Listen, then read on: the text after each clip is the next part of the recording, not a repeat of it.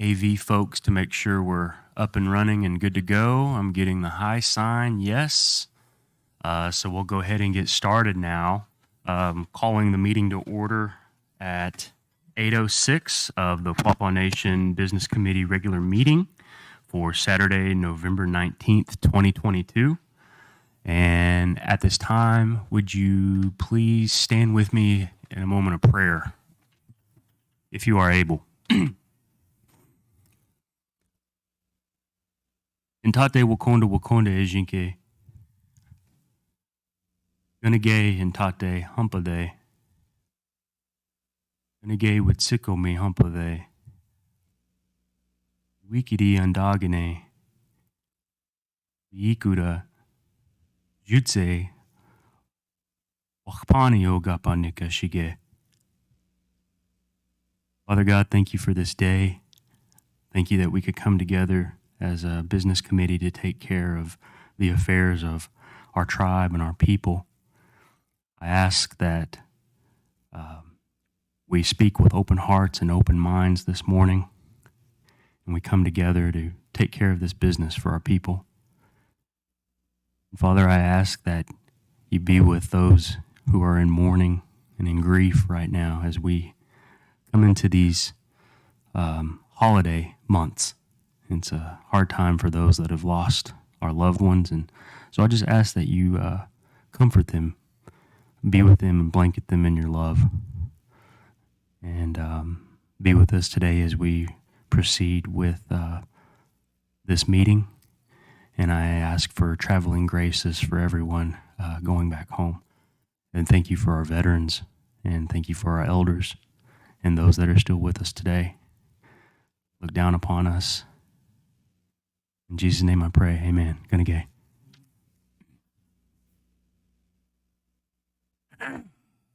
At this time, we'll do a roll call. Ms. Secretary Treasurer. Member Newton? Present. Member Turley?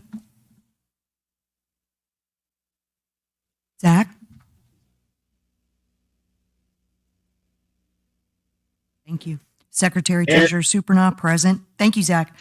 Chairman Byrd? Present. Vice Chair Bowden? Present. Member Shawnee? Present. Member Mercer? Present. Quorum declared. All right, thank you. Next up, reading, correction, and approval of minutes from our October meeting. Motion to approve. We have a motion. Do I have it?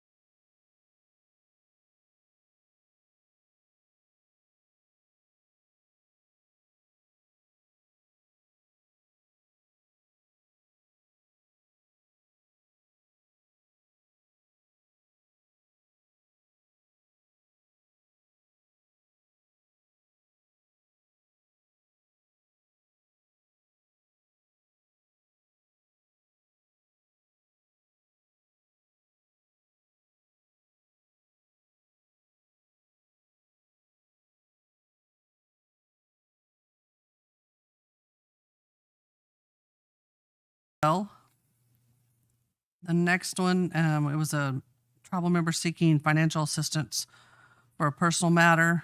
And I believe that was for $500, and that was approved as well.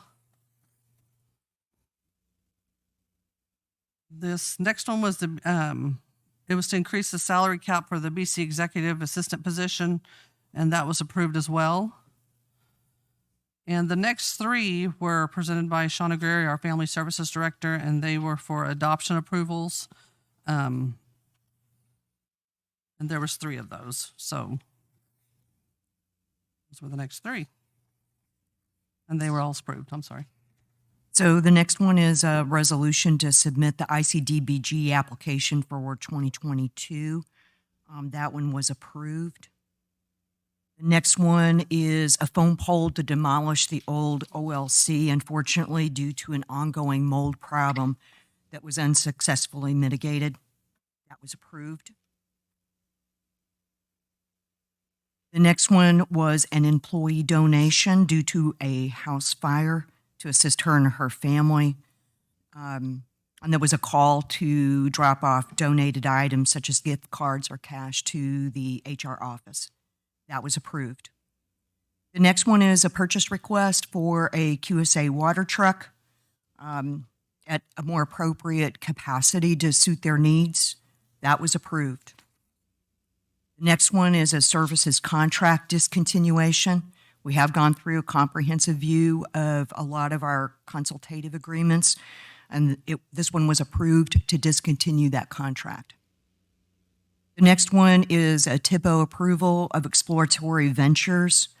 The most important thing is that as a part of this agreement, they agreed to provide Quapaw Nation access to the site and conditions for treating any objects or remains that may be inadvertently encountered. It's tough to say this early. It was approved. The next one is, again, to discontinue services with Capital Ventures at a prospective date, and that one was approved. Joseph, do you want to take the next few?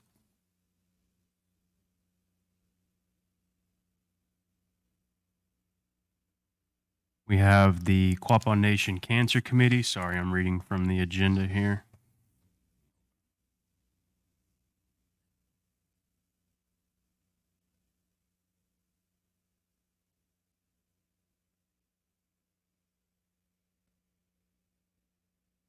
I'll go ahead and take it, Chairman. The next one was for the Quapaw Nation Cancer Committee donation, and that was to donate a themed basket, and that was approved.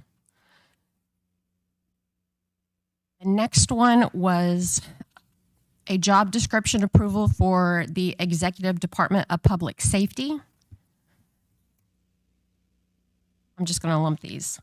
There was also an Executive Director of Culture and Events job description, Executive Director of Quapaw Facilities Authority job description, an Executive Director of Tribal Member Service job description, and an Executive Director of Resource Management job description, and all of those were approved.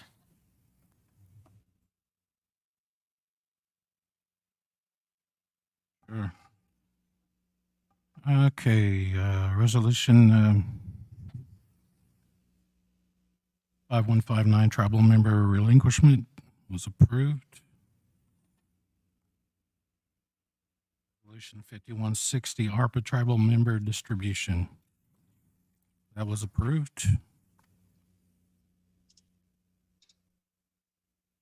Bill 5170, purchase of property from Miami Special Utility Authority, formerly KDF Enterprises. That was approved.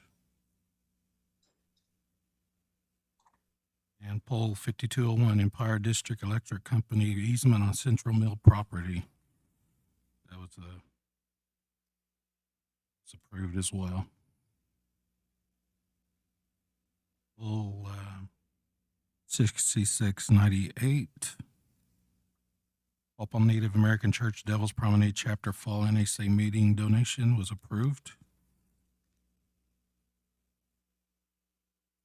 And poll 6785, Christmas bonus increase, that was rejected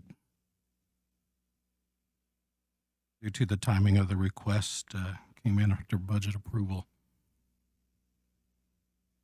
Poll 6896, Quapaw Nation Forestry Assistance Waiver and Release of Liability Form was approved. Okay, thank you. And at this time, I'll entertain a motion to approve those polls. Motion to approve. We have a motion. Second. We have a second. Any discussion on the matter? Hearing none. All in favor signify by saying aye. Aye. All opposed? Any abstentions? And the motion carries. The phone polls are approved for the month. And now we'll have the treasurer's report listed in your packets. Motion to approve. I have a motion to approve. Do I have a second? We have a second. Any discussion? Hearing none, all in favor signify by saying aye. Aye. All opposed? Any abstentions? Motion carries and the treasurer's report is approved. Directors and subcommittees reports submitted. If there are any chairs or any representatives.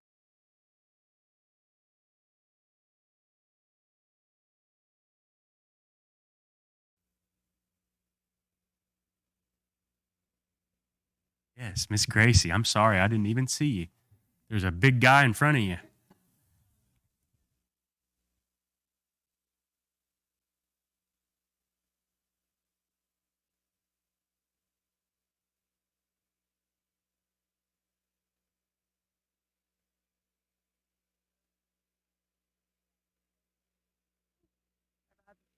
The COVID monies, and some checks on that were sent out. And so also then we have December 17, Downstream is hosting our Christmas dinner for the elders. And so we're looking forward to that. But just to thank the Quapaw Nation for all that they're doing for the elders, we very much appreciate it. And we'll keep in touch. Thank you, Gracie. Can I ask you to share, just so everybody else knows, what time the elders' Christmas party starts on December 17th? Do you know? If we're following as we did last year, at 5 o'clock will be a gathering time. Excuse me, gathering time. 6 o'clock dinner. And Okay. along with that, then there will be the dinner at 6, but then there'll be entertainment. We're not sure what all is going on, but for people to know as well, when we plan our elders events, whether it's a trip or whatever, we're looking at our elders who are age 65 plus. Invitations are going out on that. So just come, have a good time. And I think we have something extra special lined up to gift the elders this year. So we encourage everybody who can attend to come on out. And while you have the mic, while I have you on the hook, can you give a little summary on the elders trip that took place this past month? We had a wonderful trip. We got the reservations and we took one bus. And there were 42 people on the bus. We left from Downstream and we headed west. And so we went to Woolaroc. And for those of you who have been to the Woolaroc Museum, they have changed it. It's modern, more modernized now, and the exhibits and everything. We spent time there. And from there, then we went to Pawhuska, and we had lunch there. And for any of you, particularly the women who are into Pioneer Woman, okay, that's the place to be. So we had lunch there, a lovely lunch, and we had some shopping. We boarded the bus, and then we headed towards Norman area. Between Moore and Norman, there's a Chickasaw Casino Hotel, and that's where we stayed overnight. So we had a meal there, and after that, we spent the night, and the next day, we went to the First Americans Museum, which was quite a treat. We very much enjoyed. Most of us had not been there before. And so there are some Quapaw things there, of course. The work is in progress there. So if you do get a chance, do go to the First American Museum. And from the top of a mound, you can look towards Oklahoma City, and it's just a beautiful panoramic scene there. But work is in progress there, but it really was quite a place. So, and then we stopped off at Cracker Barrel in Tulsa on the way home, and we got everybody back. Everybody, the 42 who went, the 42 who came back. That's good. It was a good trip. And thanks so much to the ones who really worked on it, and that would be Debbie and the ones who worked with her, and certainly Rhonda. I mean, it was a good trip. I mean, for those who were there and for the helpers. Oh, we just had a good time. And so thank you for that. And we're looking forward to spring. We're working on that. So we have something else in mind for spring. But this last trip was really good. So again, gonna gay. Gonna gay, Gracie. Chairman, do you mind if I add to the elders? Yeah, please. Christmas really quick? Please. Just so everybody knows, just to repeat it, it is December 17th. The social is from 5 p.m. to 6 p.m. and dinner is served from 6 to 8. This year, we need you, if you're going to attend, to RSVP. You can do that through email at rsvp@quapawnation.com, or you can call the office. And we ask that you have that done by December 12th. I cannot speak today. The Monday before the dinner, please let us know if you're going to be there, so we'll make sure we have plenty of food. And Santa will be there. So thank you. All right. Thank you. Good report. Anybody on Zoom? Maybe from the Constitution Committee? No? Okay. Okay, that's fine. Well, we're going to go ahead and drop down to the chairman's report.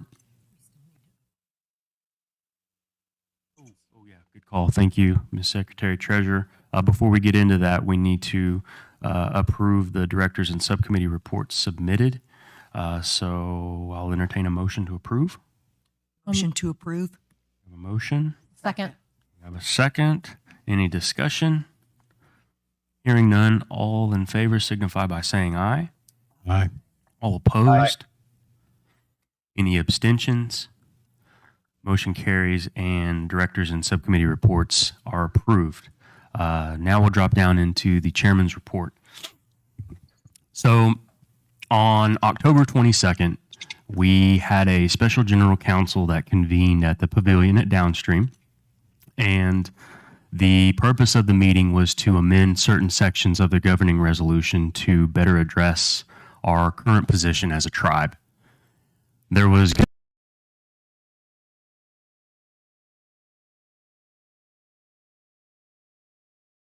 and approved. Those amendments that were approved will be placed on a ballot to be voted on at a later date. A special general council will continue in January to address those remaining amendments. I would encourage anyone curious about these amendments to go and watch the video of the council. Additional information can also be found on the nation's website as well as the Quapaw Post. I'd like to acknowledge the efforts of the Constitution Committee for helping facilitate this necessary reform of our government. I would especially like to thank Roman Cahiga, Mans McKibben, and Johnny Rogers for volunteering their time and energy during that council session. And then I'd also like to thank all our tribal members who attended both in person and virtually. Your participation is important in this process and will continue to be important moving forward. There will be more details to follow, and I was trying to give a brief summary because I was thinking Roman would be here, but I think that pretty much sums it up, I would say. November kicked off Native American Heritage Month, so I'd like to wish everyone a happy Native American Heritage Month this month. We've had several events celebrating our rich heritage with more events to come before the month ends. On November 10th, the Culture Committee sponsored a nice veterans brunch here at the community building for all tribal employees of the nation and honored them with gifts in recognition of their service. It was a really great event, and BC was all there in attendance. On November 11th, the tribe hosted a really nice veterans dinner for all tribal members that have served, and attendees received gifts and were treated to an evening of entertainment and fellowship. I'd like to thank all of the people that were involved in that as well, including members of the BC. On November 15th through the 17th, in recognition of Rock Your Mocks, a 3-day moccasin making workshop was taught by Heather Dismuke and Mariah Tyner for all area youth. and we'd like to thank both of them for their time and efforts toward this community event. I'd be remiss if I didn't mention that tomorrow's date for the gathering, November 20th, the Cultural Committee is sponsoring a fall gathering, and there will be lots of events for kids, games, and fun for everyone. I believe dances will start at 6 p.m., supper will be served at 4:30, and doors open at noon. And the fall gathering will take place at Downstream Pavilion, so everyone is invited to come out and enjoy some fellowship. And then on Monday, November 28th, the tribe, in partnership with Tyson Foods, will be distributing food from 9 a.m. to noon. I believe it's at the EOC, located by the Quapaw Casino. And this distribution is open to all tribal members and is limited to 1 box per family. This is also open to any elder from another tribe, so long as they have a ticket from their own Title VI program. Did I say that right? Okay. You will need to show your tribal ID, and it's my understanding that once we run out, that's it. So be sure to get there on time, not Indian time, regular time.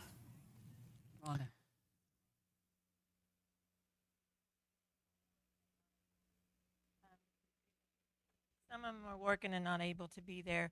Another person, as long as they have their tribal ID, can pick it up for them. Wonderful. Okay. Thank you. Thank you. And the Intertribal Buffalo Council selected Quapaw Nation as the host site this past week for its annual national convention. Representatives from over 70 different tribes from across Indian country convened at the Downstream Casino Resort this week. We were honored to have the opportunity to showcase our Buffalo Herd program as well as our beautiful facilities. Special thanks to Mike Shawnee, Sean Ellick, Joey Gibbswater, Corey Scott, and everyone else who sung our traditional songs throughout this event. And I apologize for any names that I may have left out. November 1st also kicked off the latest round of COVID relief distribution. I believe this was discussed at our last meeting, but just to reiterate, elders can receive $2,000, adults $1,500, and children $1,000. Applications can be filled out on the Quapaw Nation website. They can be emailed or they can be mailed into the tribal office. The deadline for these applications is December 31st, so please apply if you have not already done so. And I'd like to give a special shout out or thanks to the accounting department for facilitating that process. So thank you. On December 6th, as was mentioned, no, I don't think it was mentioned. On December 6th from 6 to 8 p.m., the business committee will host a town hall discussion on how to best utilize the remaining ARPA funds. There is approximately $10 million remaining after this latest distribution, and we are interested and want to hear your feedback. So we'll be collecting input from our members on how to best put that money to use for the benefit of the tribe. All tribal members are encouraged to attend. The meeting will take place here in the community building, and again, that's December 6th. 6 to 8 p.m., and I believe we had invitations sent out and may have already been hitting mailbox by now. So Downstream Casino, just as a summary, September 2022 ended the fiscal year, which was the second best year in the property's history, with 2021 being the best.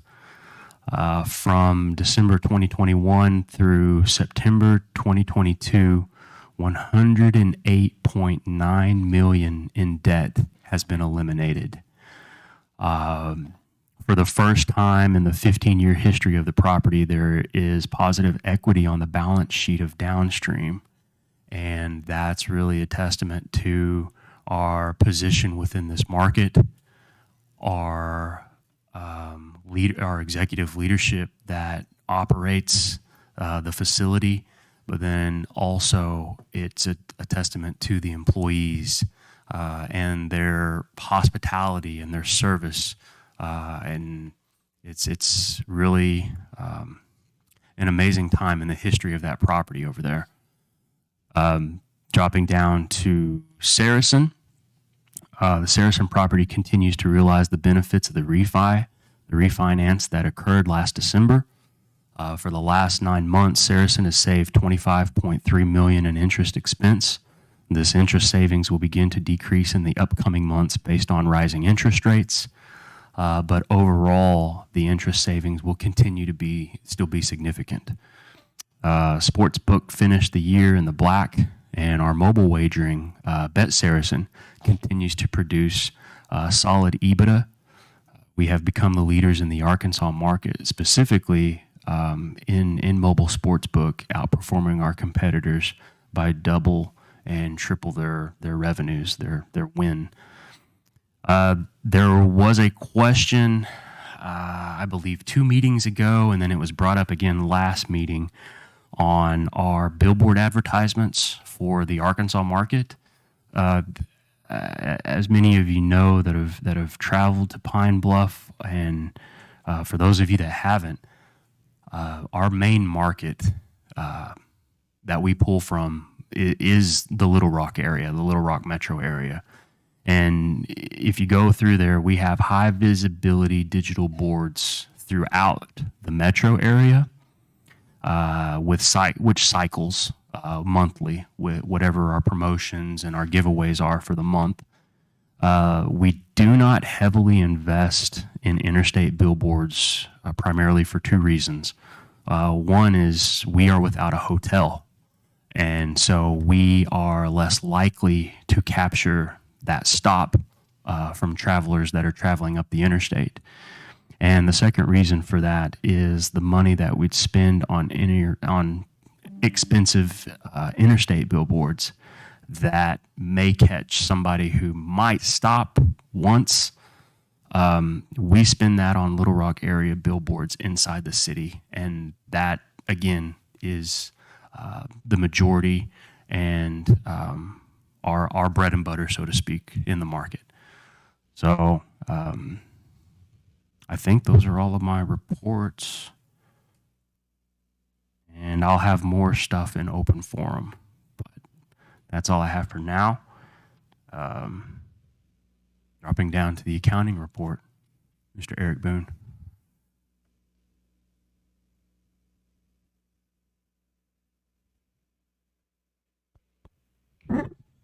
Good morning. So October began our fiscal year 23. October, we received revenue of 1.6 million. Our expenses in October were 2.1 million. Tribal member health benefit expenses were 367,000. Social services expenses were 222,000, and education expenses were 63,000. In October, we received a $300,000 distribution from our tribal enterprises. ARPA update.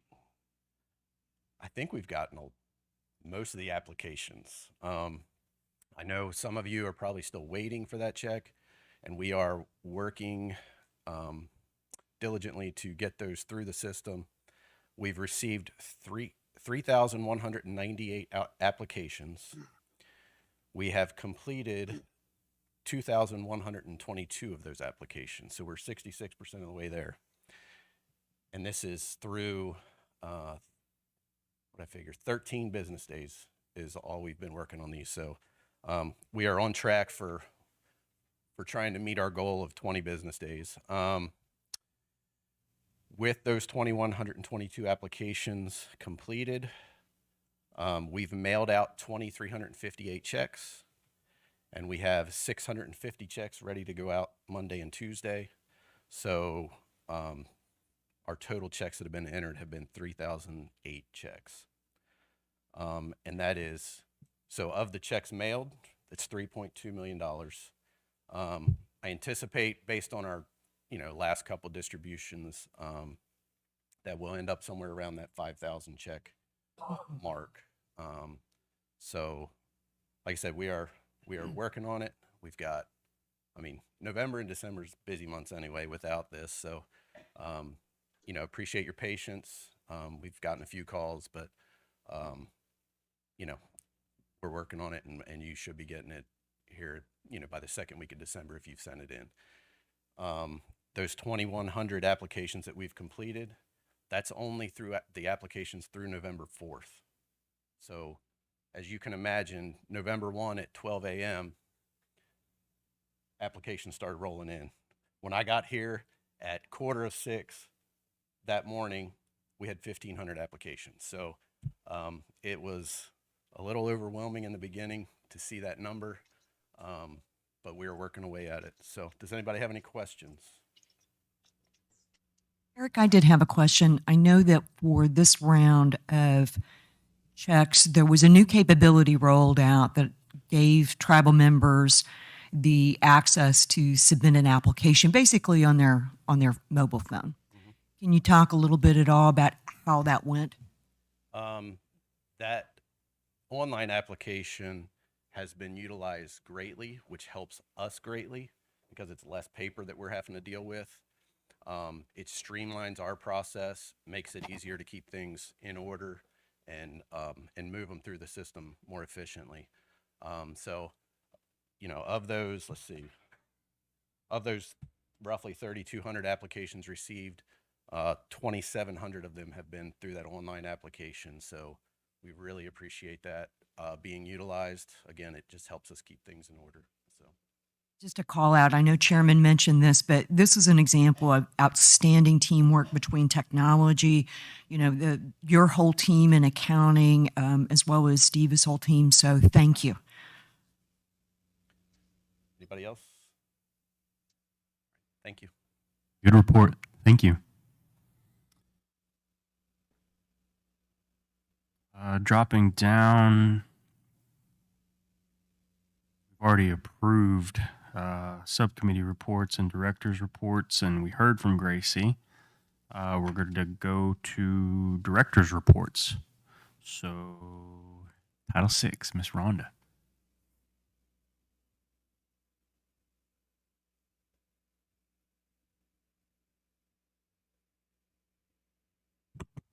Good morning.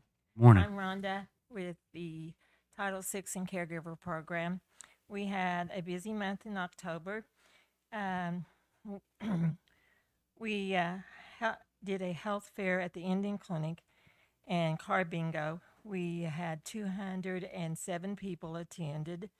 We did a health fair at the Bearskin Fitness Center. We had 388 that attended that event.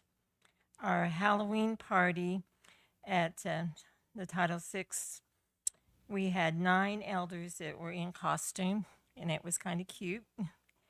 And we did foot care in November the 4th, and we had 10 people that came in for that. Carla from the Indian Clinic comes over and does that for us. We had our biggest event is our Thanksgiving dinner, which was November the 16th. That day, we had 84 that came in as Concord meals that ate. We had 26 adults that have paid, 1 child, 144 carryouts, and the carryouts is the ones that come into our driveway, drive through, or come in to pick them up, and our 80 that we do homebound. We had 17 volunteers, and the total was 346 that we served that day. We want to thank Downstream and the Business Committee. They provided turkeys and food baskets. We had 150 food baskets. I sent 50 turkeys and 50 baskets on the route. I had 100 turkeys and 100 baskets to pass out. I had some turkeys that Quapaw Casino had gave me about 2 or 3 months ago, which was about 35 to 40, and we ran out of baskets, but I was able to get those turkeys, and there was a few that didn't get them that day, and we happened to look in the walk-in and found some that we didn't know we had that was stuck in the back, and we were able to give out the turkeys that didn't get any that day. So it was a big event. Does anybody have any questions? No questions, just a show of gratitude from us and all of your hard work and your department's hard work to be able to feed that many people. That's really awesome. Thank you. And I have a great team. I yes, have an awesome team. And I want to encourage everybody to come out November the 28th for the food drive or for the food distribution. 40 pounds of chicken. It's going to be awesome. So, it's going to be awesome and it's going to be cold. yeah, yes, definitely. So, Well, thank you. We're looking forward to it. thank you. Okay, good report from Title VI. Next up, Library and Museum, Miss Patty Billings.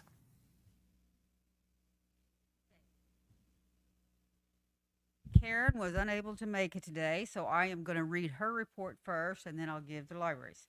So, Karen sent her report. She said, I'm unable to attend due to 2 appointments already set up on the November 19th that could not be changed. I have been very busy with several activities with the Cultural Committee. We recently held the Veterans Employee Brunch on November 10th at the Community Building. We had a pretty good turnout, and it seemed that everyone had a good time. I don't think anyone left hungry. We have been getting the final touches done on the fall gathering, which had held on November 20th, which will be held on November 20th at the Downstream Casino Resort. The Cultural Committee is sponsoring this event. In December, we will be holding a Christmas open house here at the museum. It will be on Sunday, December 11th from 1 to 4 p.m. There will be refreshments, door prizes, and music.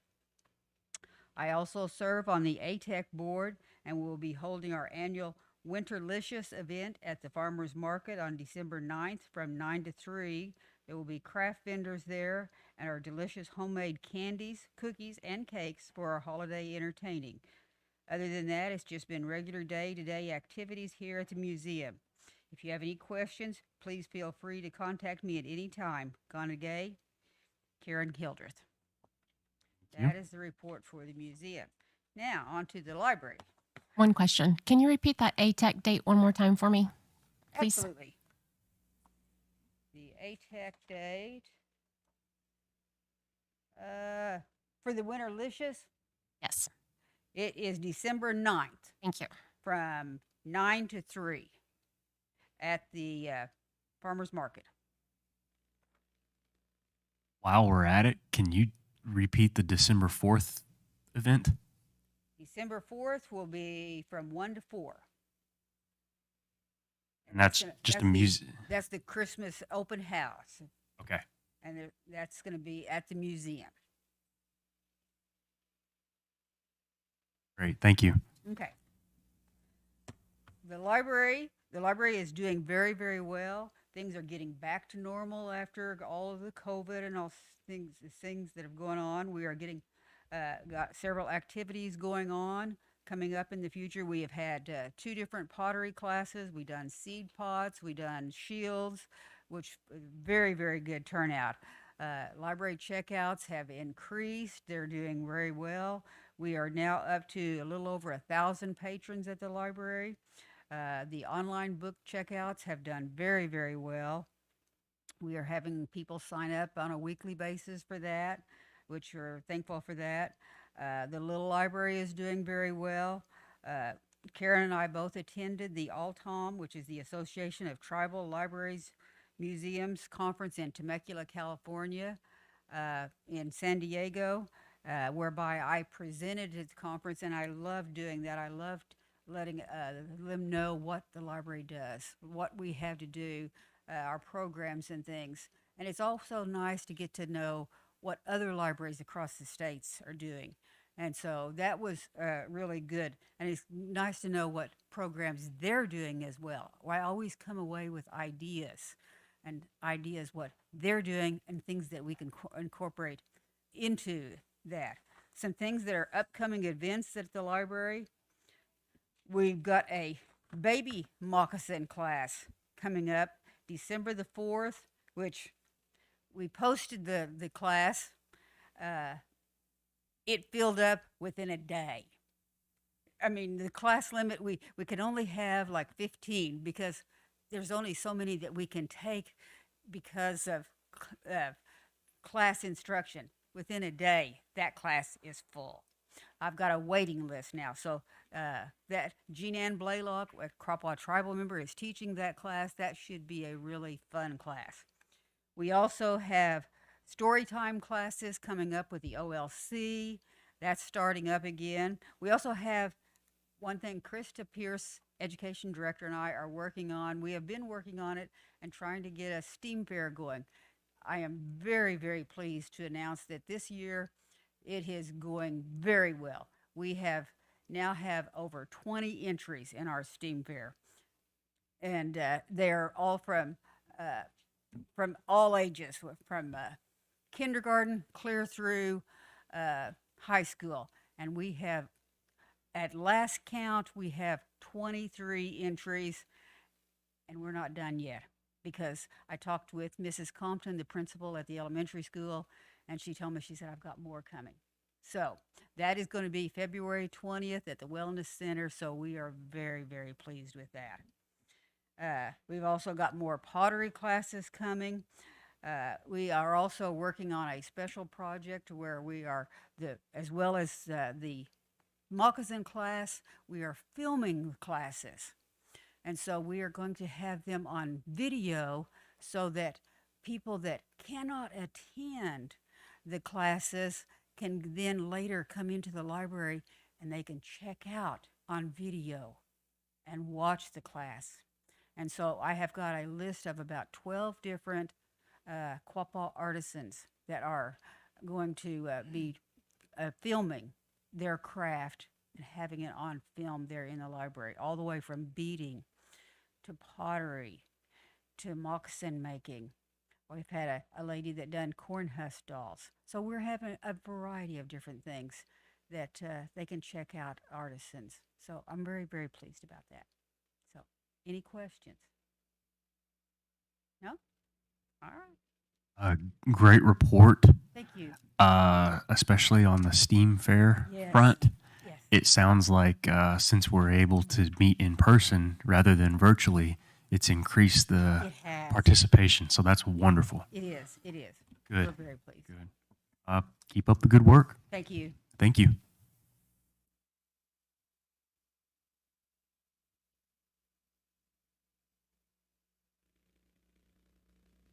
Next up, we have our law marshals, Mr. Charlie Addington. Well, good morning, everybody. As the Marshal Service, as well as some of the other programs you've heard, have been extremely busy over the last month and actually over the last year.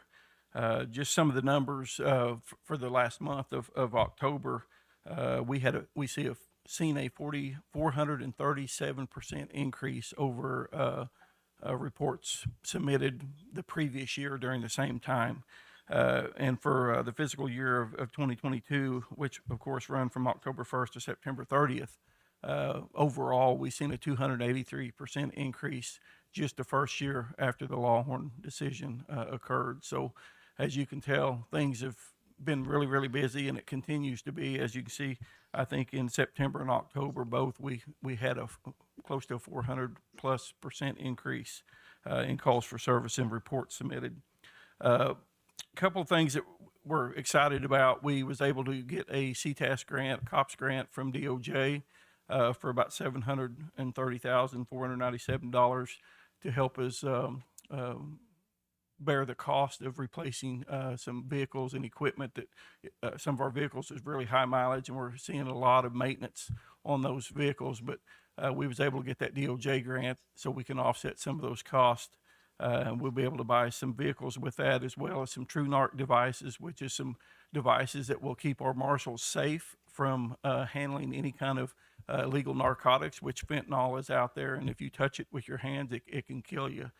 These devices will actually allow the marshals to, if they find drugs, which we do all the time, not only at the casinos but out on the job, they'll be able to stick this device up to a bag or whatever that illegal narcotic is in. It'll be able to test that for them and tell them what that is without the marshals ever having to get a sample out of the bag to test it.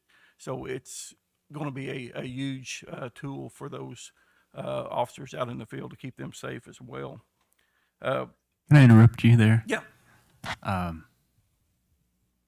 Probably wait till after your report, but I may lose it if I don't. Fentanyl. You hear about meth frequently, but fentanyl seems to be the new drug of choice. And I'd like to know more, or at least give a brief summary as to what our officers are encountering in the field. Are they seeing it actively within our own jurisdiction boundaries, and how does it what's the comparison between that and meth? Yeah, both methamphetamine and fentanyl both is being shipped into the United States from Mexico. So both of those drugs are still very high prevalent. But fentanyl, it takes so much less to get the high. Just the amount that would be on the end of a pencil will kill you. So what they're doing is drug dealers are lacing other pills and other things with fentanyl to try to get a bigger high. Well, when they're dosing that up, of course, when they're making drugs, it's not an actual science. They're not weighing things out. So there could be a bad batch that comes out where you see a lot of overdoses where people think they're using just a regular amount of drugs. But if it's laced in fentanyl, it can actually overdose somebody. That's the reason we have the pens and stuff, so we can actually the nasal spray to bring people back if they overdose. But we are seeing it in this area as well. It kind of comes and goes in spurts. It depends on what the supply and demand is and what's coming in to this area. And I one of the things that you all probably seen, I think I sent it to you, was the big case that we had from the California kingpin out there that was bringing drugs in from Mexico and was shipping it all across the United States, which some of that was coming to our area here. So we are seeing fentanyl. We're still seeing meth as our prominent drug of choice, mainly in Indian country across the United States. So fentanyl is out there. It's like I say, it comes and goes. We see more sometimes less. Every year, it seems like the drug type that we see, sometimes cocaine will start coming back a little bit, and the next year it'll drop off. So it kind of fluctuates, but meth is always the number one drug that we see as well. But yeah, the fentanyl, you don't want to touch it. That's one of the things, even someone out in the public, if they pick something up and it's got fentanyl on it and they get that on their hands and it's at lethal dose, it could actually kill them by touching it. So we try to make sure to tell everybody, if you see anything like that, do not pick it up. Don't try to touch it. Don't try to smell it or anything like that. Call one of us and let us come package it up so we do it safely, because you do need to make sure that you have fentanyl resistant gloves as well. There's actual gloves that's specific to fentanyl that will keep it from going through the gloves. So you need those type of equipment to make sure that you're safe. So, but we are seeing it, yes. It's not as prevalent here as you're seeing it in some of the big cities, but we do have reservations across the country that we're seeing large amounts of overdoses from fentanyl. So it depends on if you get a bad batch or not. So. Thank you. Yeah. So, and then just one other thing, aside from doing the calls for service that we do all the time, the community policing piece is a vital role or vital part of what we do out there to make sure we got positive relationships with the community. And our marshals was able to participate in heydays in a couple of trunk or treat events that happened in the last couple of months, as well as we're gearing up for the Shop with a Cop that's fixing to happen here in December. We have about 60 kids from Commerce and Quapaw schools that will be participating in that. We'd like to thank Quapaw Nation's downstream and Quapaw casinos for their donations and their continued support with that event, as well as the Methodist Church in Quapaw, and Walmart actually is donating to it as well this year. So we're looking forward to that. We're going to take 30 students from each school. The first one for Quapaw will be on December 7th. So we'll be at Walmart with all the kids. We'll let them pick their supplies out and spend their money, and then we'll wrap those gifts and then get those delivered to those kids later on in the month. So other than that, is there any questions? I I asked my question. Anybody else have anything? No? Keep up the good work. Thank you. All right, thank you all. Good report.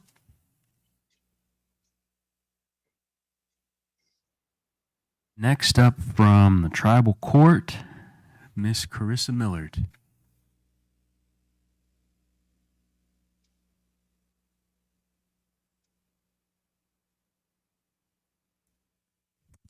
Good morning, everyone. My name is Carissa Millard. I'm the court administrator for the Quapaw Nation courts. First, I kind of wanted to give you a brief overview of what it looked like last year to what it is this year with the law horn ruling. In 2021, there was a total of 78 cases filed throughout the year.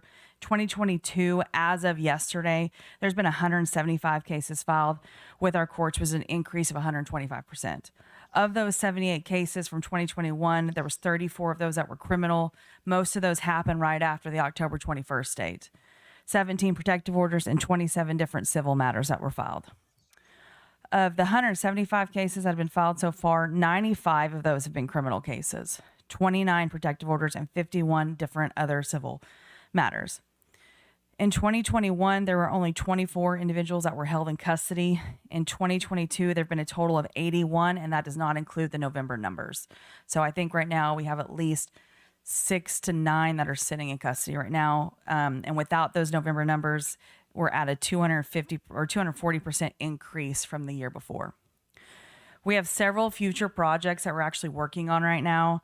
I was able to go out to Albuquerque this week with the Oklahoma Indian Legal Services. The Quapaw Nation Courts has been selected to be a pilot program for holistic defense.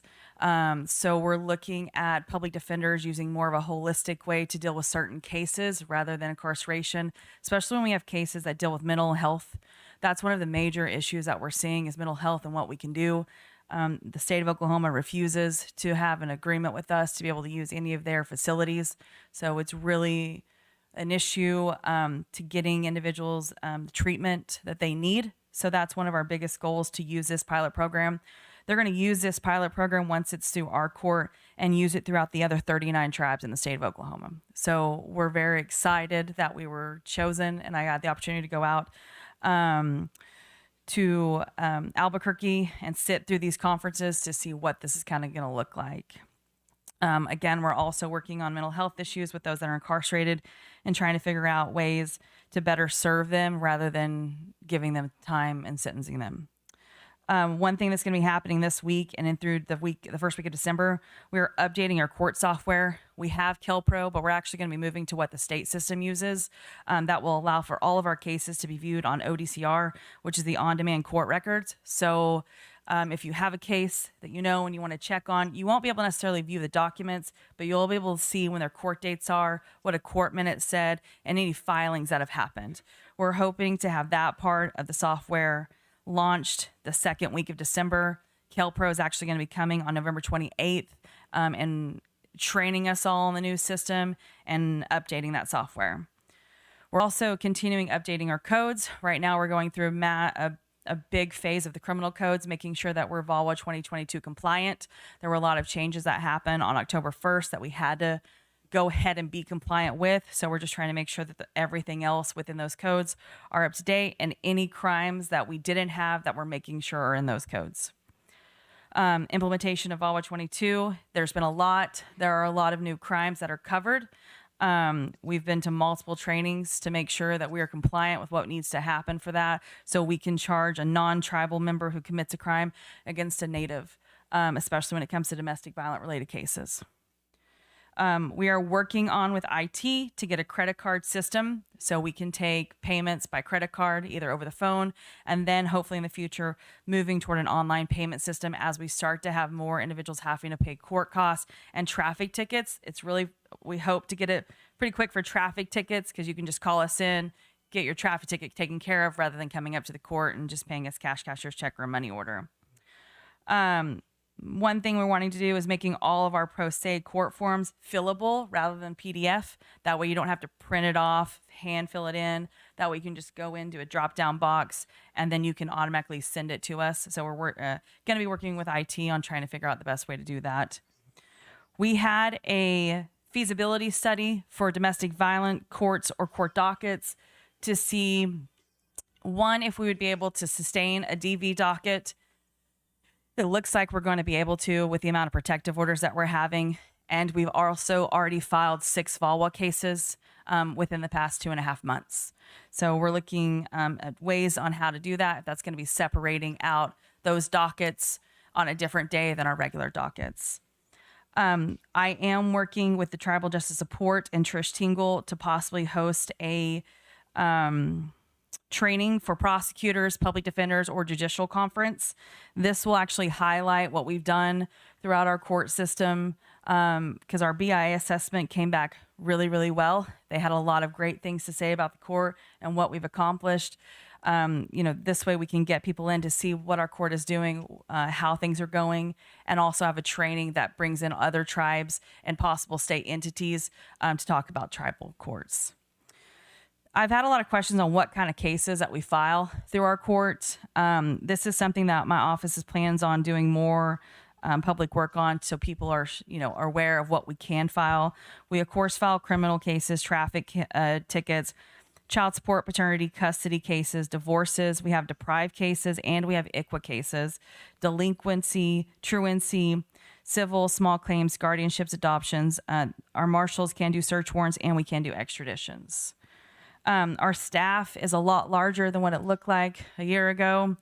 I'm now the court administrator. We have a court clerk. Her name is Maricela Long.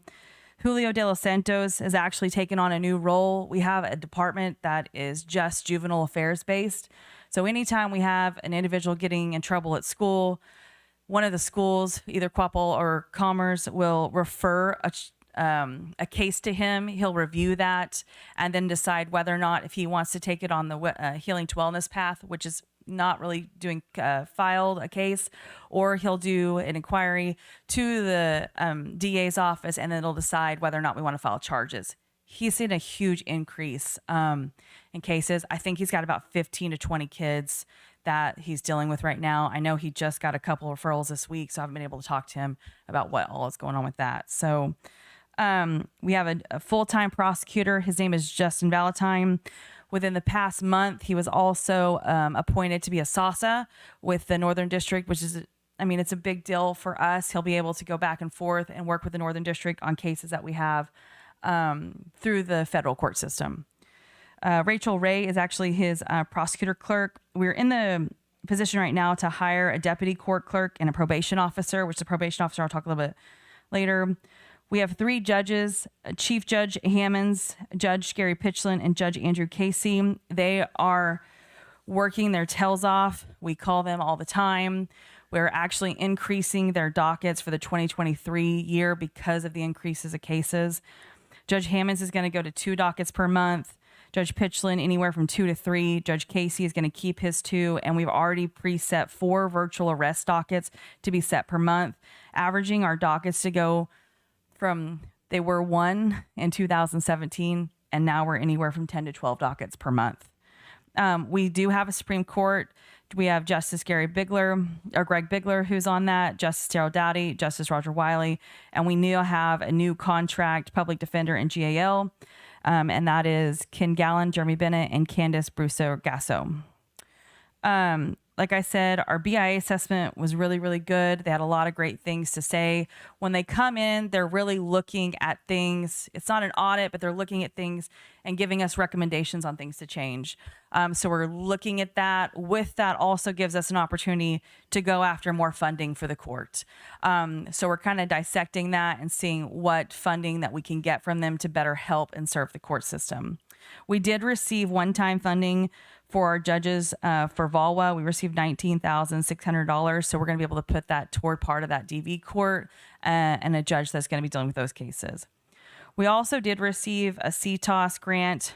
This is going to help us provide a service of a probation officer.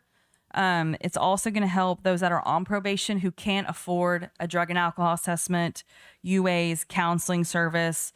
If we need to do ankle monitors, it's going to pay for all of that within that grant. It's a 5-year grant, and we received $807,000 for that.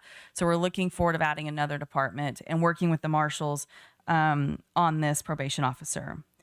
Lastly, I was able to speak at the Oklahoma Bar Association last Thursday. It was a great opportunity. I was in front of a lot of tribal attorneys, and I got to speak on the technology in tribal courts and how we're moving to make things more accessible for all attorneys throughout the state of Oklahoma, or just other tribes and other states to look at. The main thing is how accessible we put our tribal codes out.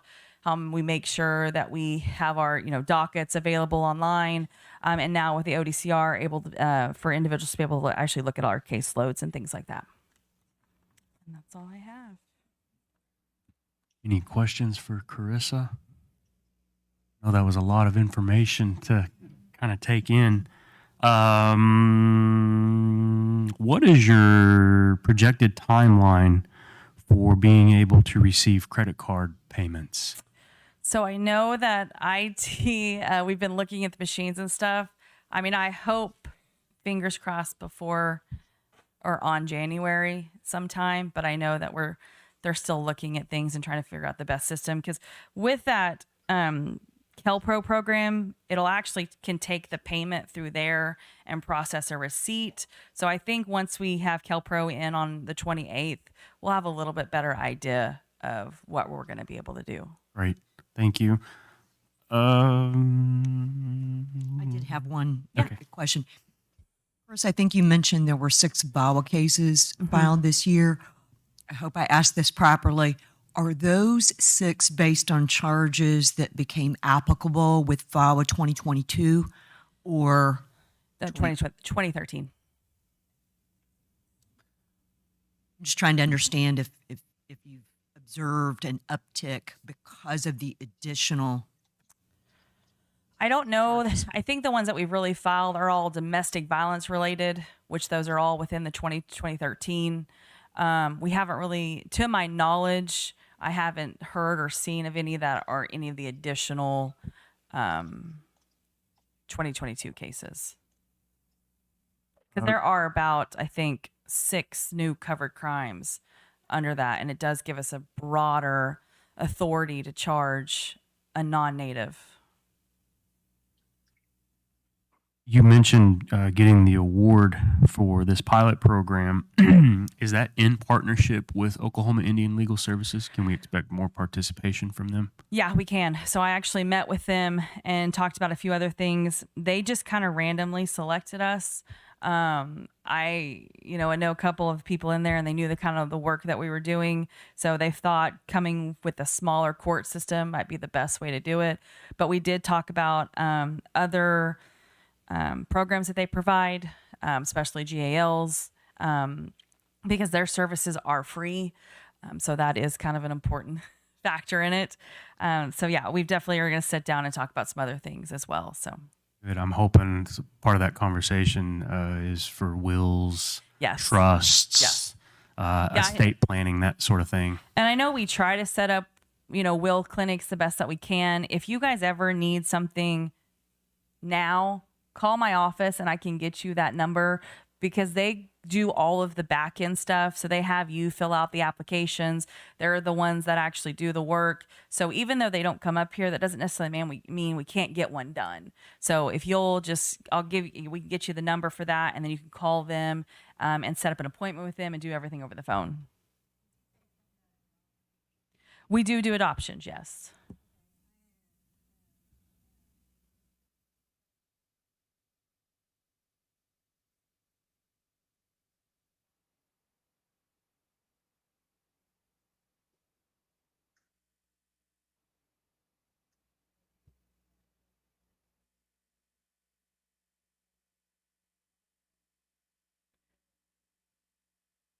So a lot of times that has to go through a court order for us to be able to do like a custody or.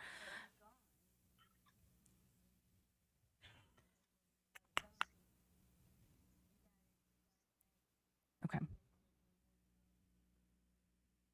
The only thing, and I might be incorrect on that, but from what I have gathered is that each state has their own law on how you can get parents put on a birth certificate. Mm-hmm. And some tests are required that they have to be legitimate for that state to accept it. And then once you have that, you turn it in. It's a process. They can put the parent's name on the birth certificate, and then we can take it from there. That's just one process that I know of. A lot of times you'll have to contact the Vital Statistics Service to see what the process is for them. Sometimes they'll want a court order. Sometimes it's impossible. Sometimes they can use family traces back, but it really, to get someone added on, a lot of times it has to go through the Vital Statistics and their process of how they are able to add an individual to that birth certificate. One final comment. Congratulations on the award for that partnership on the holistic pilot program, as well as the what I would call exceptional assessment from the BIA and working to facilitate that. And then also the CTOS grant. Looking forward to great things to come. Keep up the good work, you and your staff. Thank you.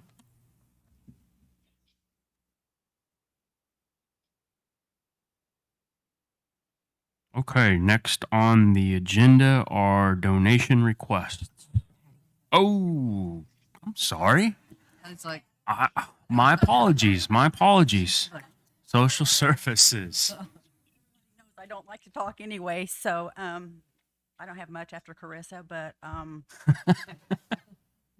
I know I'm left 3 minutes, so it won't take that. But I just want to let you know that we are down quite a bit from last month. Last month we did 989 total, and so far we're sitting at 543. And out of that 543, 497 is the utility program. And I would like to thank you all for, I don't know if everybody knows this or not, but we have increased the utilities. Everybody gets $200 more. So now it's going to be $1,400 for 64 and under, and it's going to go up to $1,700 for the elders. And then we also have had a meeting not too long ago, and we decided to do the veterans one time a year instead of 4. So that way it saves a lot of paperwork and a lot of time. So when they apply this year, whatever they do, anytime during the year, they'll get the full $1,000 instead of doing it every quarter where they get $250. So that'll save a lot of paperwork and a lot of time. Other than that, I don't have a whole lot. I have been helping a little bit with stuffing envelopes for the ARPA. So keeping me busy as the time slows down for us. I have been working on the guidelines, and I think we're pretty much where we need to be. Need to get that approved when we can. I think I can send that all out after we made the few changes and then get that approved, and then we'll be done for the next year. Great. Any questions? Any questions for Patty? No, I think we're all good. Good report. Thank you. Thank you. And I apologize again for skipping over you. Didn't mean to. Hopefully you don't have any hard feelings. And then while we're on the subject, Patty Billings, I want to thank you for representing this on the national level at Temecula at that conference. That's good stuff. So appreciate you. Thank you. Okay, now dropping down to donation requests.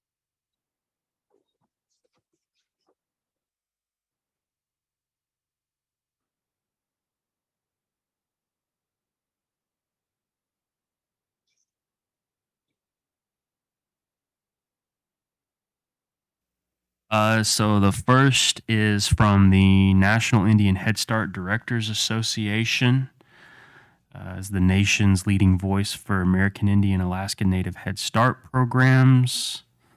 Head Start programs provide a model of success addressing health, education, family, and community needs in a holistic manner.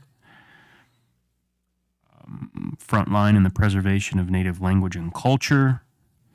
And again, that is the American Indian Alaska Native Child Advocacy Fund in Norman, Oklahoma.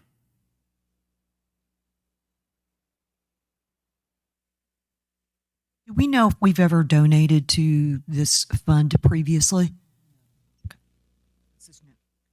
so we have a brand new request.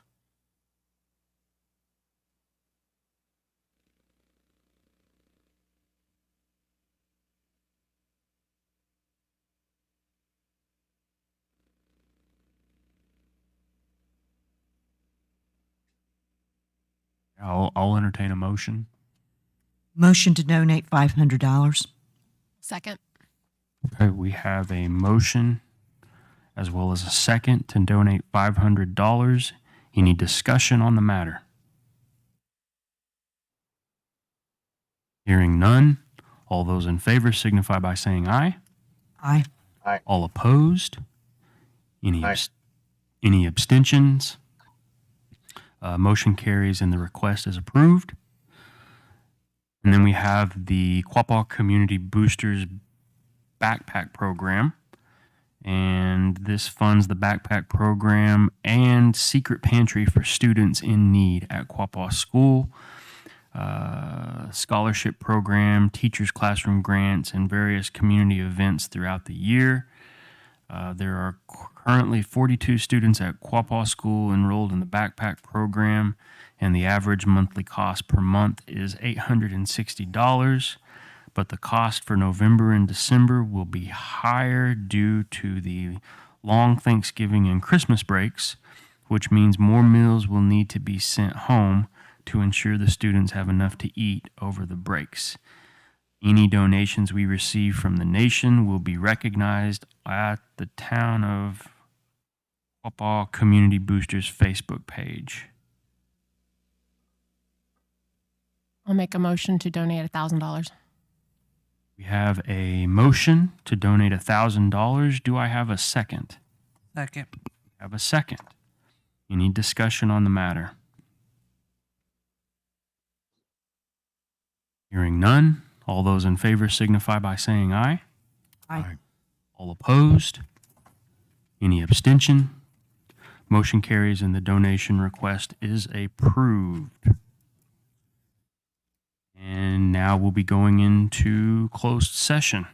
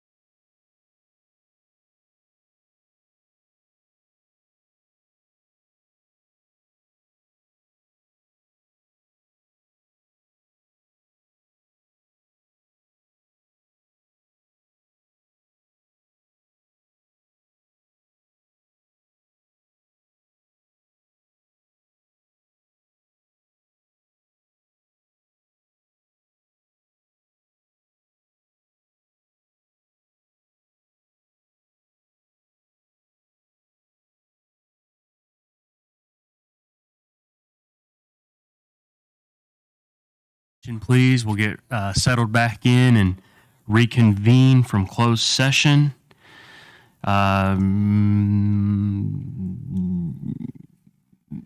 Ms. Secretary Treasurer, could you please give remarks for that?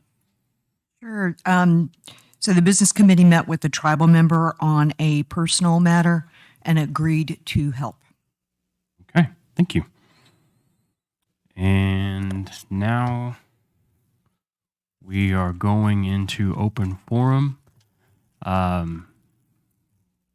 Before I relinquish the floor, I just want to congratulate the Quapaw High School football team on a tremendous season that came to an end last night. Was not the result we were hoping for, but the Wildcats went 10-2 for the season with an impressive undefeated record at home and 6-1 in district play. From the players and coaches to the parents and grandparents, the community is proud to support their hard work this season. And I'd like to request of the business committee to sponsor a dinner to celebrate their achievement this season. I'll be reaching out to the school next week for details, and we'll get with everyone to iron that out. But just wanted to put that out there and say congratulations. And I believe there are 2 chairs of 2 different committees, one here present and then one virtually that we did not have the opportunity to hear from. So I want to put that back to them to give any remarks or reports that they may have. And I think Roman was wanting to say something. I think he's online now. Yes, good morning. Thank you, Chairman. Yes, good morning. Thank you, Chairman. Good morning. So the Constitution Committee has met last week. Constitution Committee has met last week. In the process of discussion. We are in the process of discussion. A business committee is what it looks like and what it is. What it looks like and what it are going to the roles and responsibilities are going to unfold to be and how those are going to unfold. In that process, we have had a petition surface calling for the recall of the chairman. So we debated this, and we were trying to figure out which we're not ready for, our purview, and which we're not ready for, how to approach this as the privilege that was given to us by special general counsel on October 22nd to reconcile documents. So what we've discussed and what we'd like to do is put forth to the business committee that currently there is a petition being circulated, and it is providing false or incorrect information to those who may be signing the petition. It references a code of ethics from 1990, passed by general counsel. That code of ethics was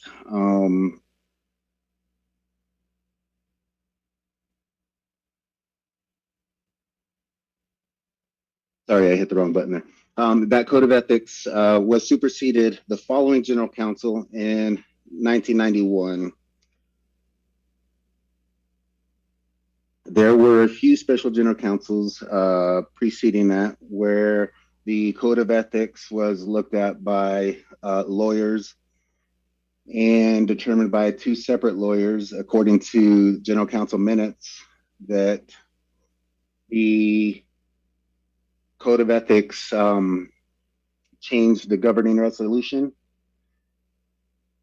So a process went into place for that to be turned over to the tribal lawyer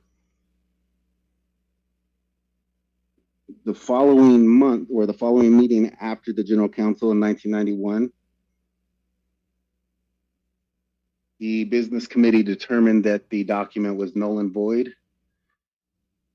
and that the resolution 070490 would automatically be tabled as a result from Robert's Rules of Order.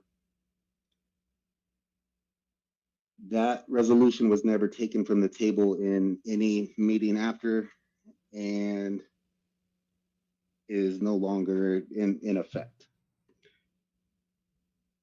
Roman, if I may interject, I've also So we been. just wanted to share that.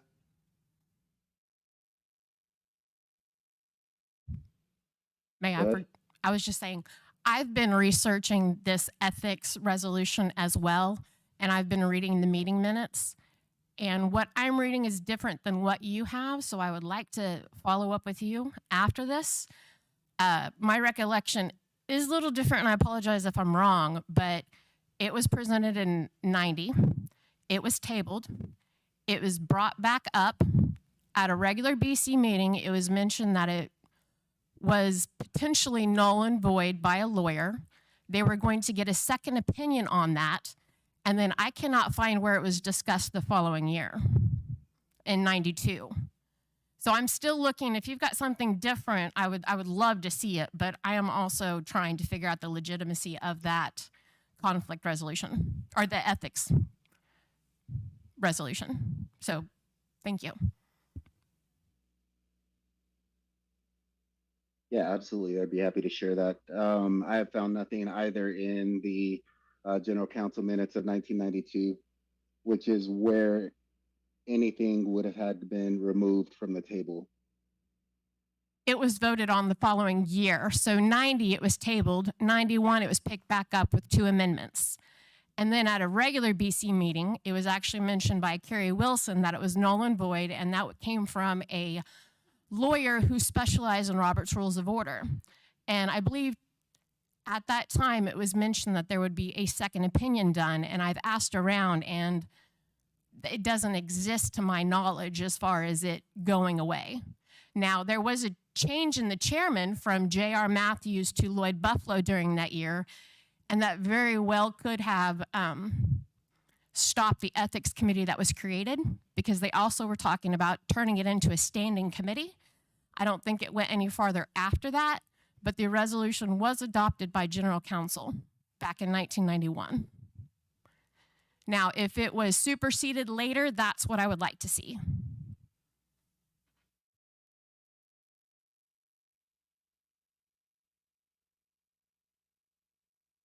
And I believe you have your 1 year ahead. So in 1990, it was adopted. 91, it was amended. And I'm looking at July 13th, 1991, the minutes is the meeting you're referring to.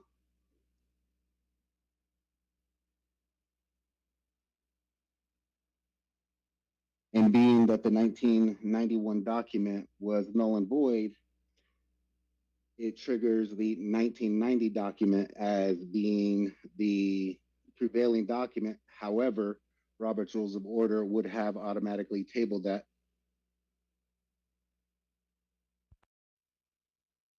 Again, I would like to discuss this and share our documents, because I'm going to disagree at the moment, and I apologize, but thank you.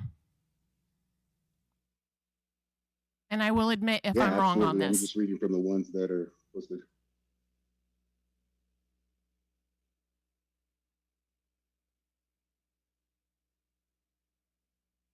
Anything else, Roman, on your report? Can you please talk about the January meeting for Saturday and Sunday? Can you give a little bit of summary on that?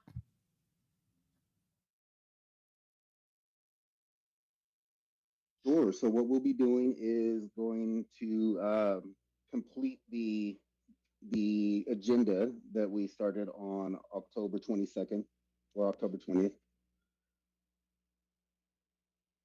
And we'll continue reviewing the items and the proceeding in the exec session. So this is a continuation, as I understand it, of that meeting. Is That's that correct? Yes, that's correct. Or are you reconsidering? Okay. We're going to pick up the remaining amendments that were not discussed at the October 22nd, 2022. And we're going to pick it up in January. And this year, it's going to be a 2-day event. We're wanting everybody to plan for a 2-day instead of 1-day event. In the event, we can't go through all the amendments again. So hopefully we can on that Saturday. And if not, Sunday is going to be wrapped up. And that was January, is it 28th and 29th? It's a Saturday and Sunday.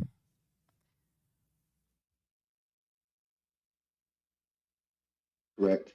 And I wanted to also add to that, that since it is a continuation, motions to reconsider will be allowed after everything is, after the original agenda is completed. So for clarification, are you saying that the motions that were passed during the October meeting, those can be reconsidered at this next meeting? Or just the second ones that we're going to, okay. So it will be on the ballot after the January meeting. Correct.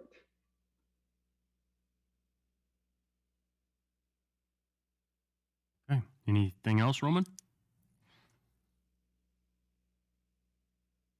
No, that's all I have. Thank you.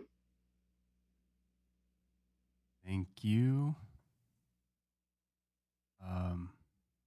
Linda, does that affect your report or?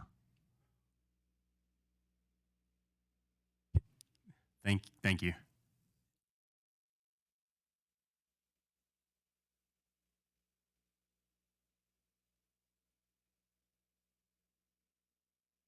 Good morning.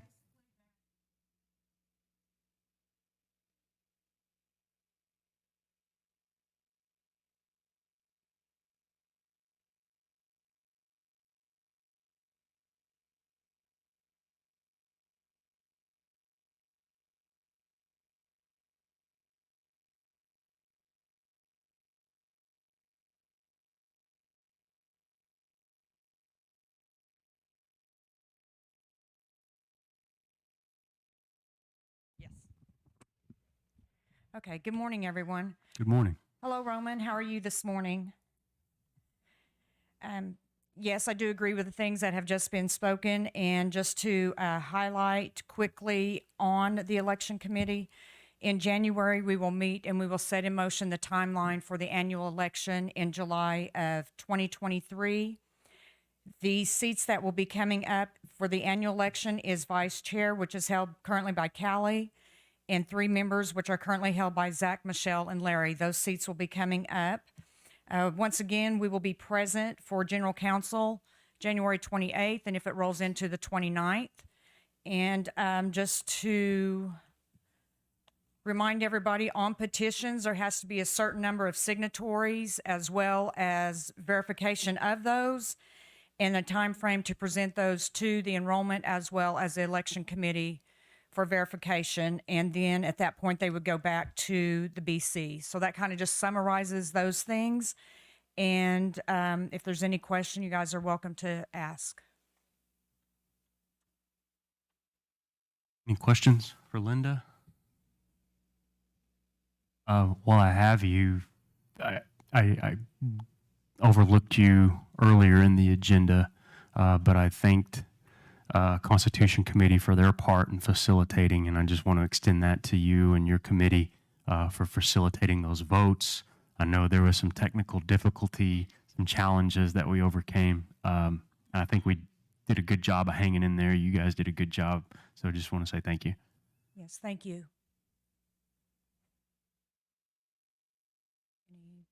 Okay. If there's not any other questions, I'll be seated. Thank you.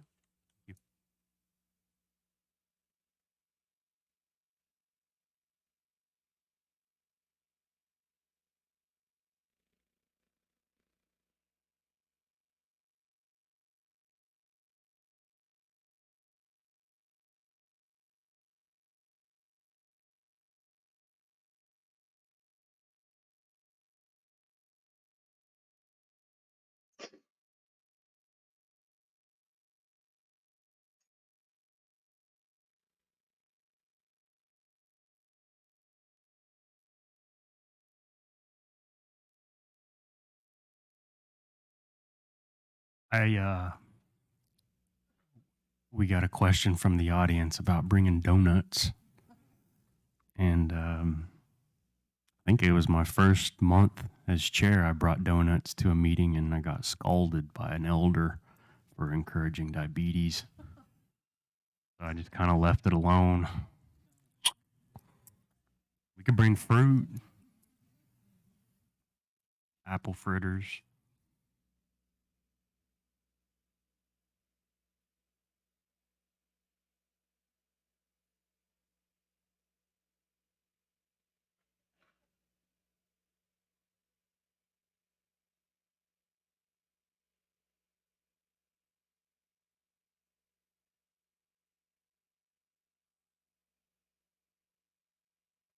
Yes, Miss Gracie. Yes, we are. We are still in open forum. Okay, thank you. I don't know that it was mentioned, and I wanted to be sure. We have the paramedic, and we also have our CHR. Now, with the paramedic, apparently there was a grant, and I think it was approved to expand their services. But we certainly want to thank the paramedic who does make calls, and certainly for our CHR for the work that he's doing. So thank you to both of them. Thank you for that comment, especially in these cold months. You know, they're going around checking on elders, and I saw where they were doing a flu clinic maybe a few days ago. And so, yeah, that's a good service, and we appreciate those individuals and their service to the community.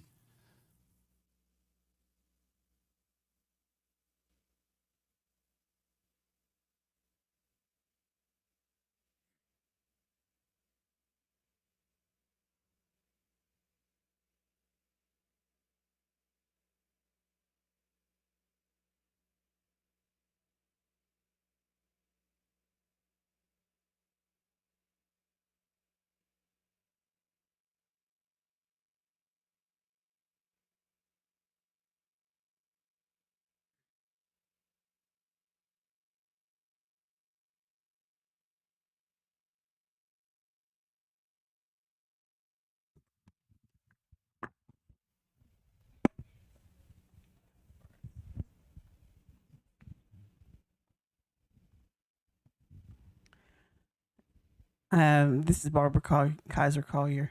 I didn't want to be the bearer of bad news, but I do. I received a very troubling audio, and I'd like to know if there's any truth to it. Audio of a business committee member having a conversation with an employee of his, and I'd like to bring that up and see if it can have some clarification. Is it true? Is it a true video or audio? Do you want me to be more specific? Chairman? I guess my question is what true? Is there an audio recording that exists? Yes. Yes. I received it. Wasn't from me. It didn't begin from me. I don't know where it began from. I don't know who did it. I don't know who made it. But it's been made public. And I'd just like to know if there's verification, if it's a true audio of a conversation by a business committee member. If it is, it's very troubling and very sad. And apparently there's others in the room that have heard the same thing. So I will say that it is true that an audio recording does exist. And I will say that it has been turned over to the authorities, law enforcement, and it is being investigated and handled internally. But yeah, your question, if it exists, yes, it does. Thank you. Can you go ahead and give her the mic I'm so here. she can? I couldn't get unmuted.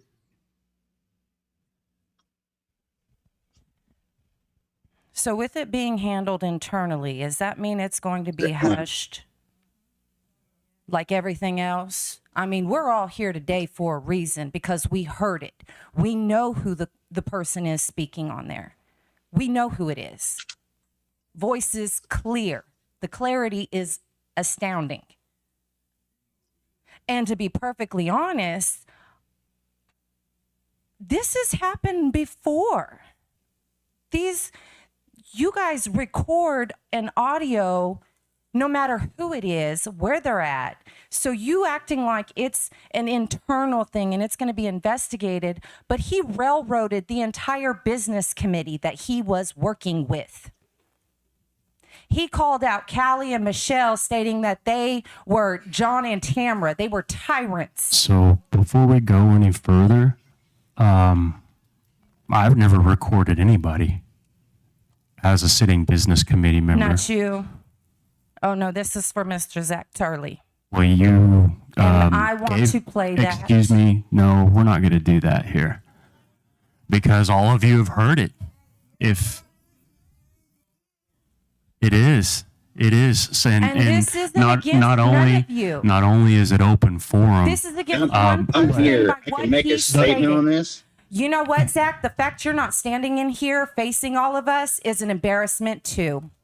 You are an embarrassment right now, and I don't care, and you know who's talking to you. Actually, can you state your name? For the record, it is Abigail Josephine Panther Logan, for those who don't know. Roll number 2246, 0 Fs given.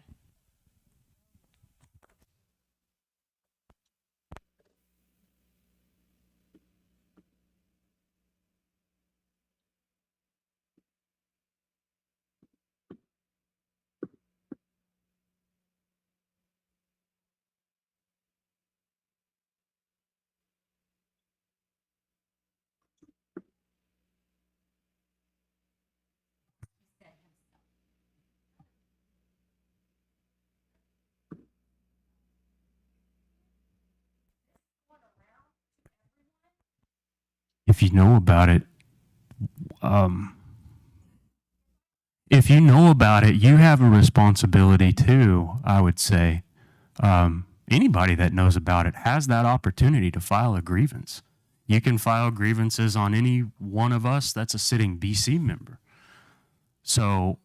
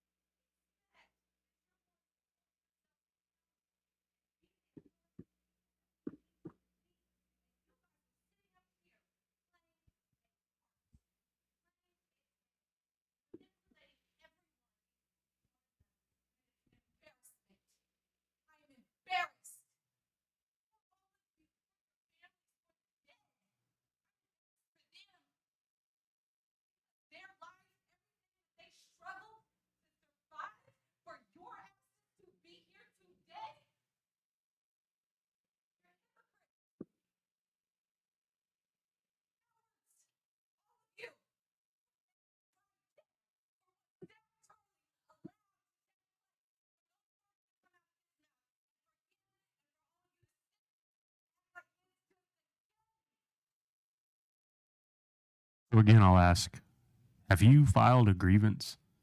Have you okay? Have you confronted them?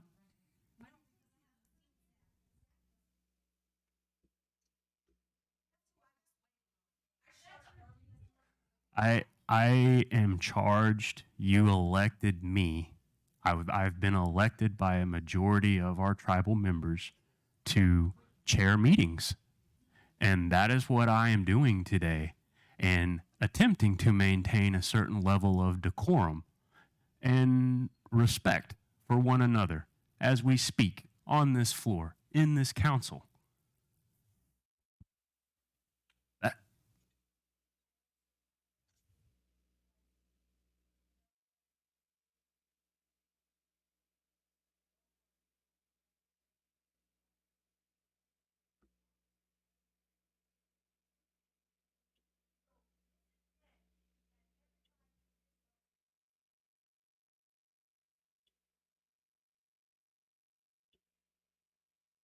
Yeah, I'm not playing games right now. I'm not playing games.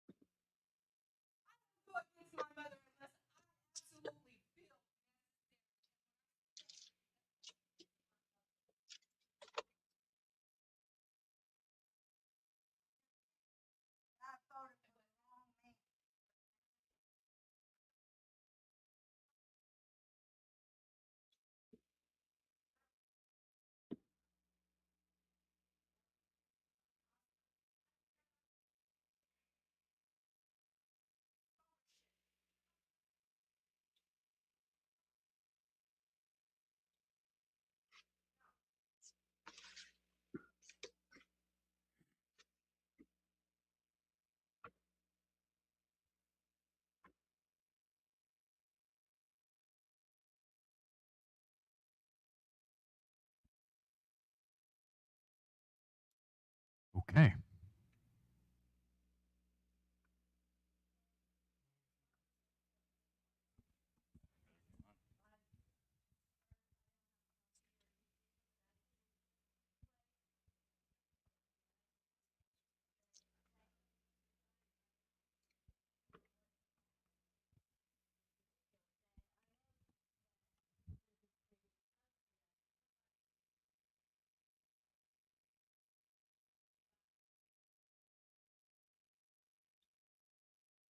Can you make sure your microphone is on? People cannot hear you.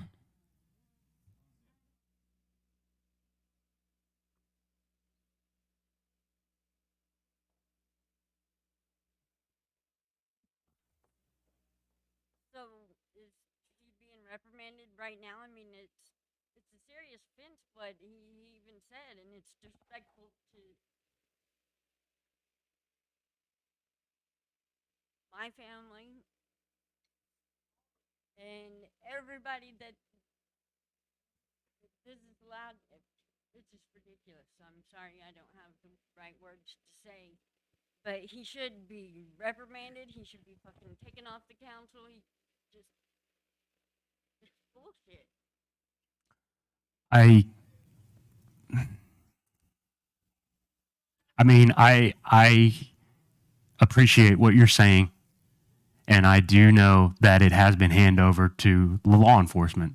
So until they come back with a result, it's a pending situation. It's a pending issue. Well, the point is it's still ongoing, and we don't have the information to fully comment on that. Anybody here? I don't. It needs to be put out there because people on Zoom haven't heard it. There's people here that haven't heard it. Everybody needs to be aware of what's going on. Everybody needs to be aware of what's going on. It's your job. Have you filed a grievance because you know what's going on? You sent it to me, so you knew. When was that? You sent it to me last night. So again, all 5,600, well, less than that, minus the minors, you have the ability to file the grievance.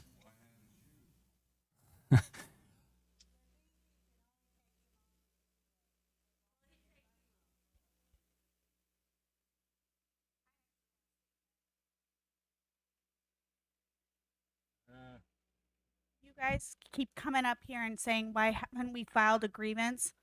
How many grievances have been filed, let's see, in the past 5 years that have not been investigated, have not been heard, have not been taken care of?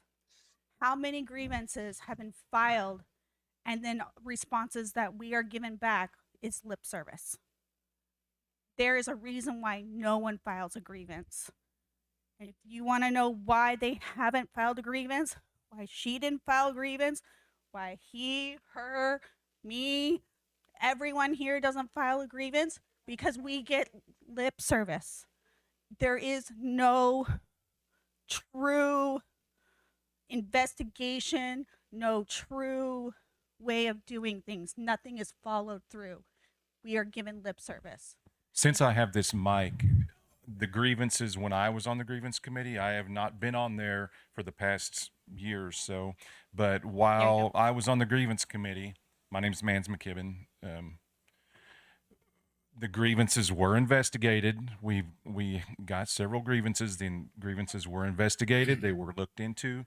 Henry Ellick is also here with me. He can verify that the grievances that we received were looked into.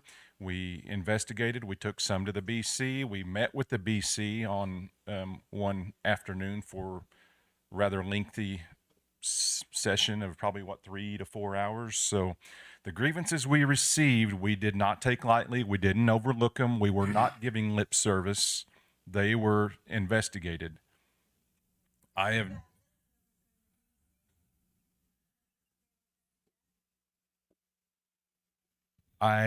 We looked into the grievances. Like I said, Henry and I and Laura, and prior to that, Sean Matthews, none of the people I've served with took their job lightly and just shuffled papers and threw them away.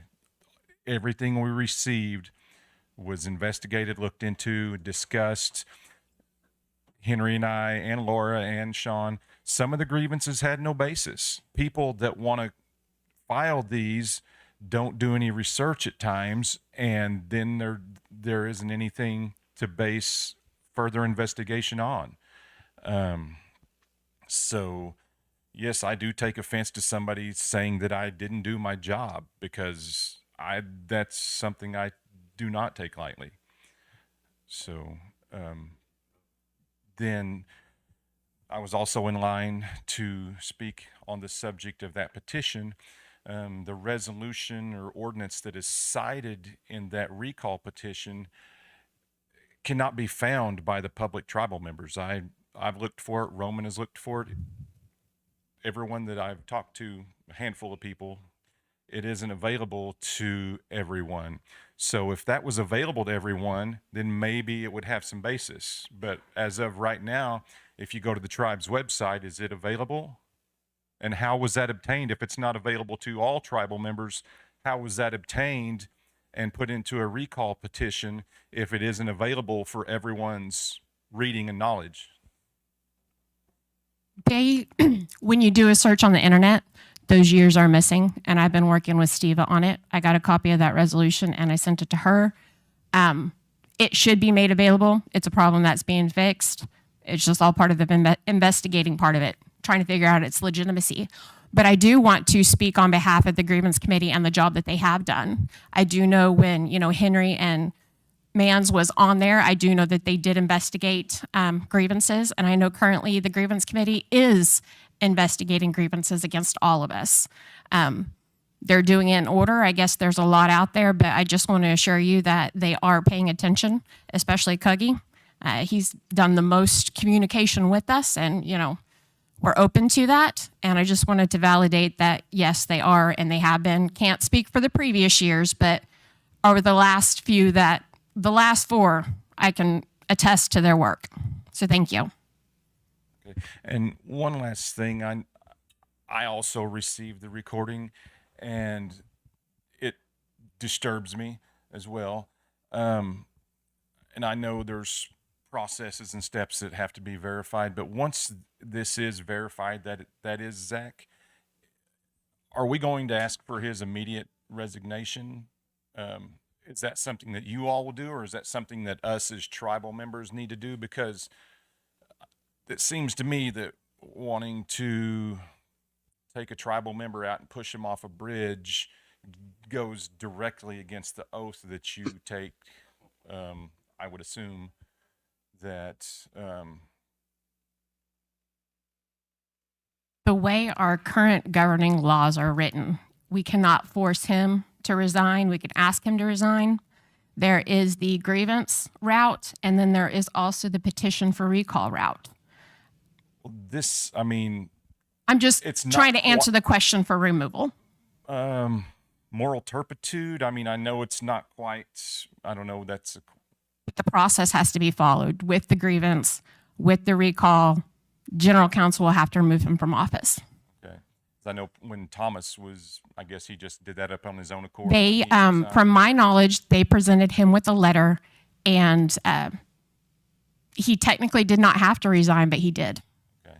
All right. That's just all I was asking. Thank you very much for your time. Thank you. And I do appreciate, I know that all of you up there, it's a thankless job and you get talked to terrible. And I know tribal members are concerned, but I think, each of you, you couldn't pay me enough to do your job. And, thank you all for serving us.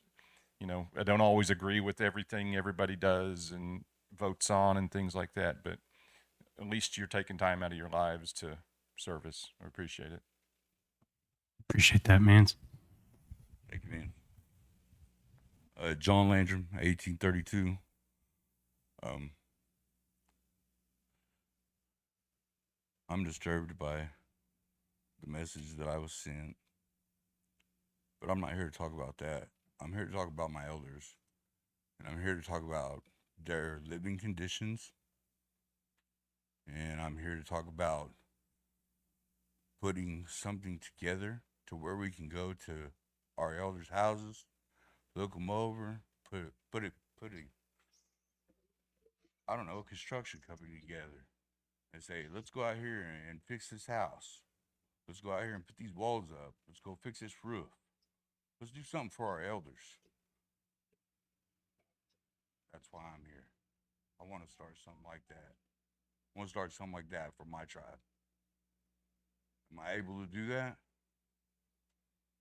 I think that's a great recommendation, John. And I appreciate where you're coming from. I do. And I think that with this $10 million in ARPA funds, sounds like a very valid initiative to do with that money, because it's there. And I think that falls under, the allowances for that. I like it. And I think it's going to take some dialogue and discussion amongst the BC to really flesh that out and figure out and strategize. But I'll commit to do that. And I don't want that to be lip service to you. I mean that. Yep.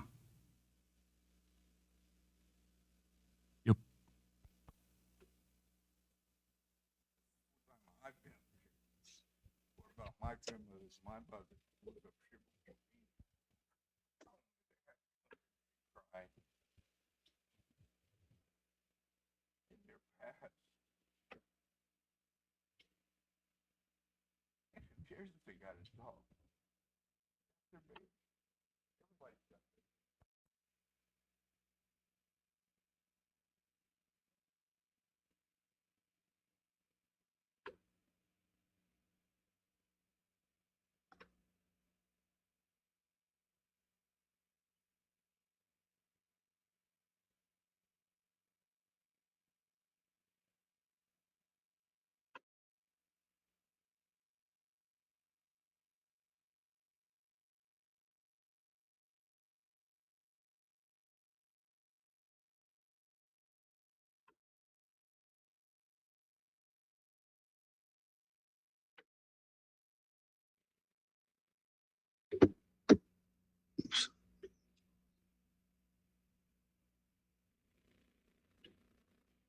Thank you, John.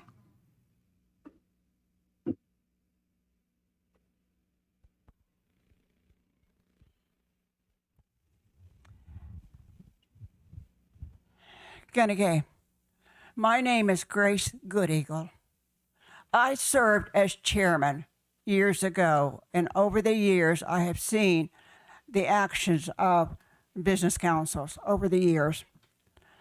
And I know some of the problems that the grievance committee has had recently. I served on grievance committee But we didn't have any really grievances at that time. This was some time ago, but now there is indeed a process that needs to be followed. And I was pleased when they increased the number on the grievance committee. But I would also appeal to you, we're all O-gah-pah. That's who we are. We need to care for each other. We need to respect each other, type of thing. And I also appreciated the report on the Elders Committee, because now there's a means for us to go forward on that. But getting back to this thing, there are sometimes things that can be resolved outside. Try to work it out. Even within your own family, you can try to work things out. But try to work things out. Because as it is, we might as well go on television or radio or whatever when we have a grievance. No, we're dealing with the tribal government that has been established, has been set up. We vote. We vote for our tribal members, our business committee members, and they take an oath when they do that. But I am saying that again, I know of some of the problems in the past with the grievance committee. Yes, they did their work and they presented their findings to the business committee. Now, those business committees in the past, sometimes action was not taken. So we're aware of some of that too. But I am saying with our tribal government as it is now, there is a process that we need to go through. But I am also hopeful that people will talk with one another, communicate with one another. I had not heard about this video until now. But again, please, let's be respectful to each other. That's what we need. Kind of gay. Thank you, Gracie.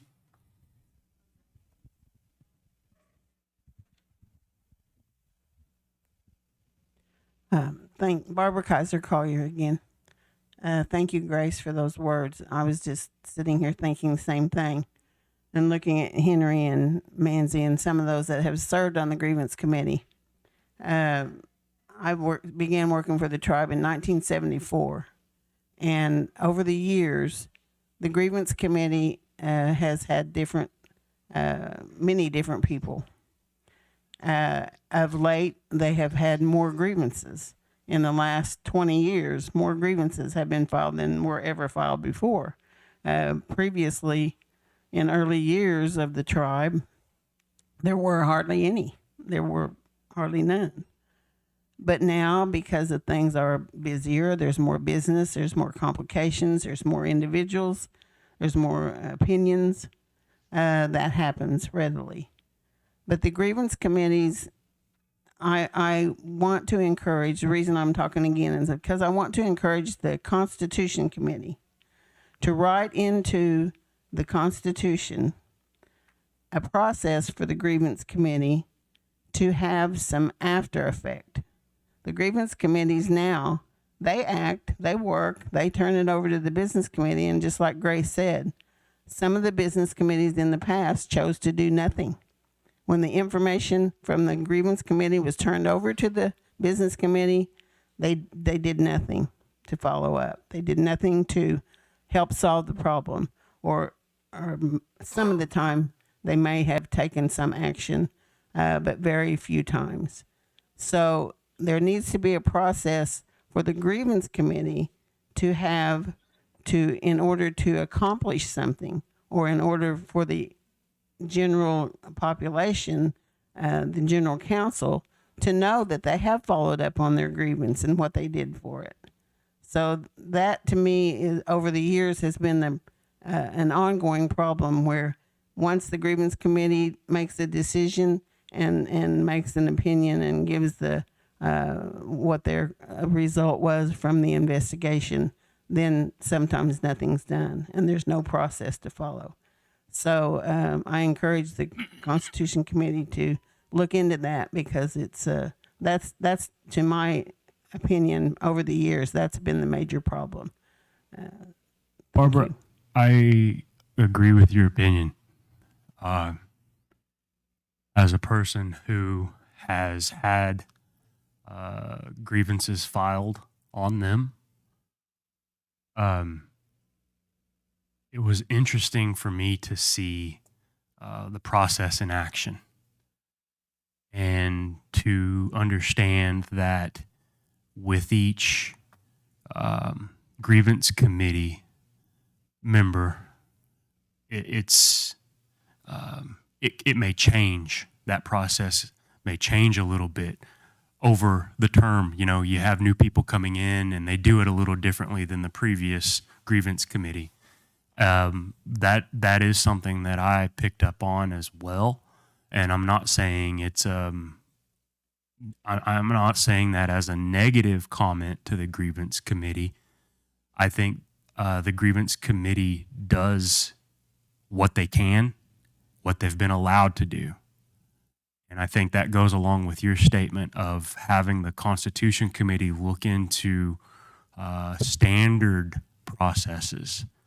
That way it stays consistent throughout the years and it doesn't change at the whim of, every year that it has changeover. But I do agree with your comment. Thank you. Thank you. Yeah, and it's been brought up too. Reese has made a comment here that it would probably incorporate in that the access to a legal counsel if they need it.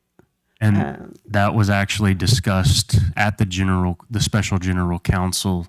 That's part of the amendment to the governing resolution to allow them legal counsel separate, totally separate from the BC or the tribal government. Yeah. Well, thank you. I just, looking back over the years, of course, like I said, I don't want to just repeat, but, we're into what's called big business now. And you all have a big chore ahead of you. I don't envy you that. I wouldn't want to do it. But the grievance committee also then looking at and investigating, and that's why I asked initially about the video, the audio verified. It needs to be verified. Of course, we can understand that we think we know who the individual is, but it needs to be verified that it's been turned over, as you said, to the law enforcement. If they can do that, then that's fine, and there is a process that needs to be followed. But even just filing a grievance, an individual can do that, but I think everybody knows what's at hand, and if the process is being followed or some process that you have taken to follow that, then just please let us, let the general counsel know what's going on and being processed, and then move forward from there. Thank you. Barbara, I appreciate you allowing us the opportunity to let the process, take the process. It is still ongoing, and we will have to make a future determination. It's inevitable. If I may add also, I would encourage you to attend the meeting in January, because the Constitution Committee indeed is addressing the grievance committee. It's been expanded, what our thoughts are. But January, hey, you have a chance to vote on that and other things too. But yes, the Constitution Committee is looking into that, and we'll present those things in January. Thank you. Chairman, may I? This is just part of the opportunity to, like Abigail had mentioned, is to educate everybody on our grievance process. And like Mans had said, evidence must be presented. It is given to them and they investigate it. They all do investigate it their own way, but they are charged to investigate it. If they find out that the complaints or the misconduct or other acts of the member is valid, they are to request the chairman to call a special meeting for the general counsel to determine on that BC member what happens to them. If the chairman refuses to call that special meeting, then it is handed over to the Commissioner of Indian Affairs or their authorized representative to call the special meeting. Another way that can happen is the business committee has the opportunity to request that special general counsel. There are two words. One is may, which is the first one, saying that the chairman may. It's not forced. But the second one with the BC requesting it is a shall, and it is enforced. So if the chairman fails, then the BC can come together and request that special general counsel, and it must take place. So thank you.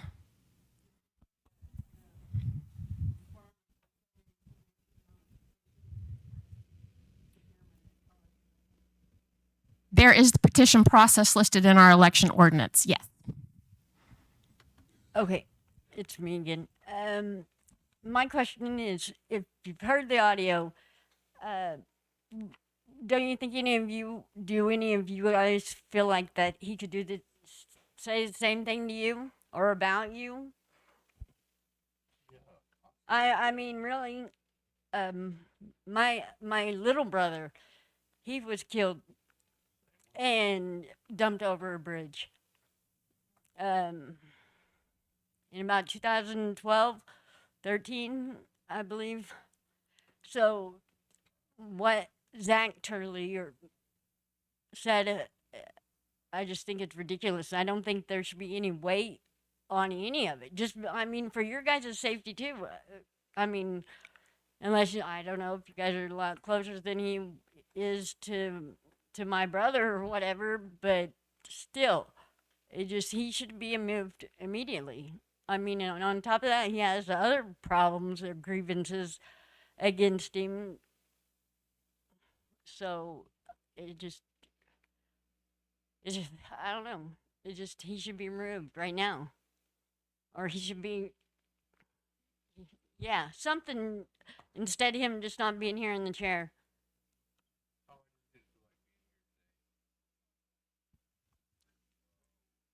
He's on Zoom. Well, what do you got to say, Mr. Turley?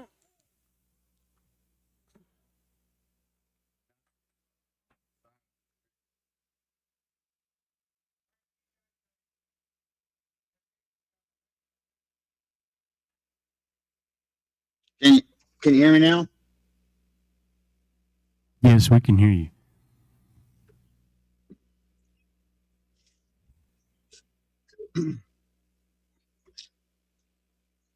I'm not going to make many comments on it because it is an open investigation. But I will say I have apologized to Callie and Michelle over this issue, the things that I said. And I have, I reached out to Tink yesterday. I don't have Jeremy's phone number. I talked to Tink yesterday and apologized to him and asked him to please get me in contact with Jeremy so I can talk to him about this situation. I do want to say that conversation was illegally recorded without my permission or my consent. So that means that was a private conversation. I'm not defending anything that was said or any of that. I'm just saying that was illegally obtained and it was illegally distributed out. So, but at this time, that's my comments. I apologize for that. I'm human. You know, and you can just. I've had a lot of things said about me on Facebook. I know the rest of the business committee has. We've been cussed. We've been talked to. I'm just talking about you. I mean, I don't know. I don't want to get into any of that. Right.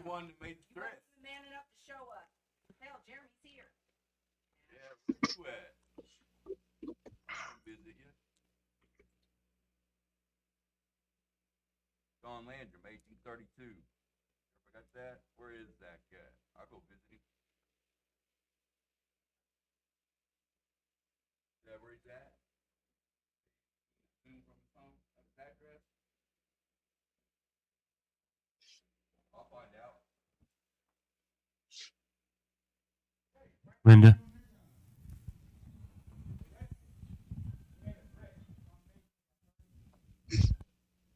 Linda.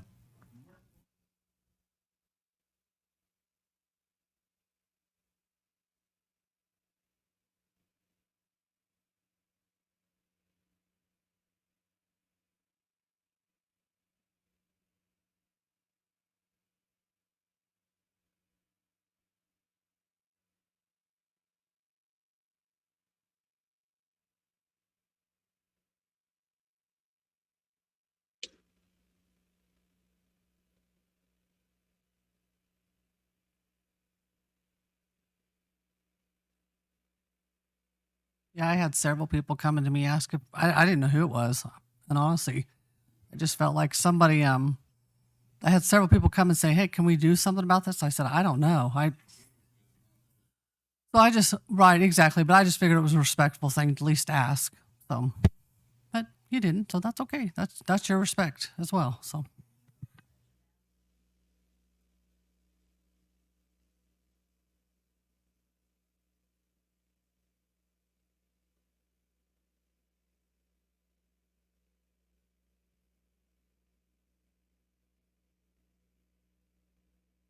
So at this time, I'd like to get back on track and get open forum. We're still in open forum.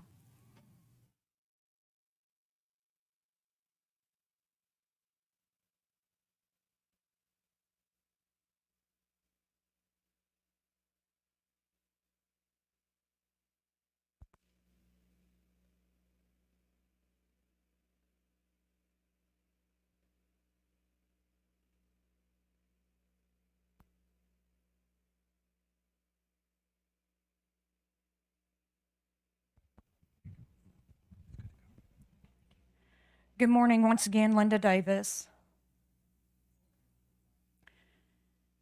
I understand that it has been turned over for an internal investigation, and Zach, you have mentioned that it was recorded illegally. However, are you openly stating that you made those comments based upon the fact that you reached out to individuals to apologize?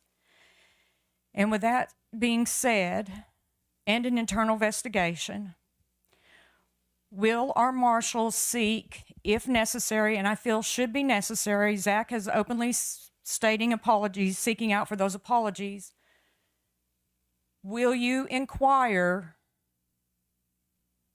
and us as tribal members demand that a voice recognition specialist, even though Zach has openly admitted, just for confirmation of the internal report to not reflect any bias?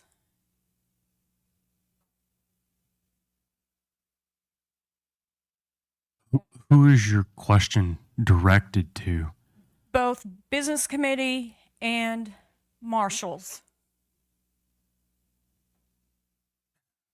I'm unsure of your question, honestly, other than will we commit to something? Okay, when you have stated that there is an internal, this recording, audio recording has been turned over to the marshals. Has it been turned over to the marshals? Who is our internal investigation going to be?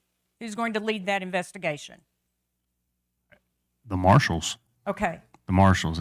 Absent, and not including the BC or any other entity. Okay, then I am turning directly to the marshals, and Charlie, to you as a tribal member, and Zach stating that it was illegally recorded.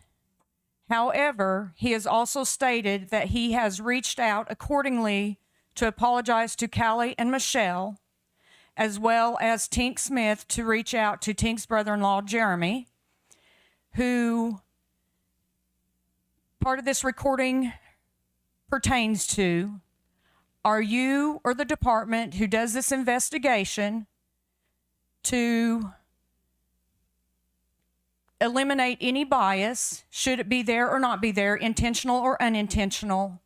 Will you seek voice recognition specialist, technician, however they are labeled? I do not know that terminology. To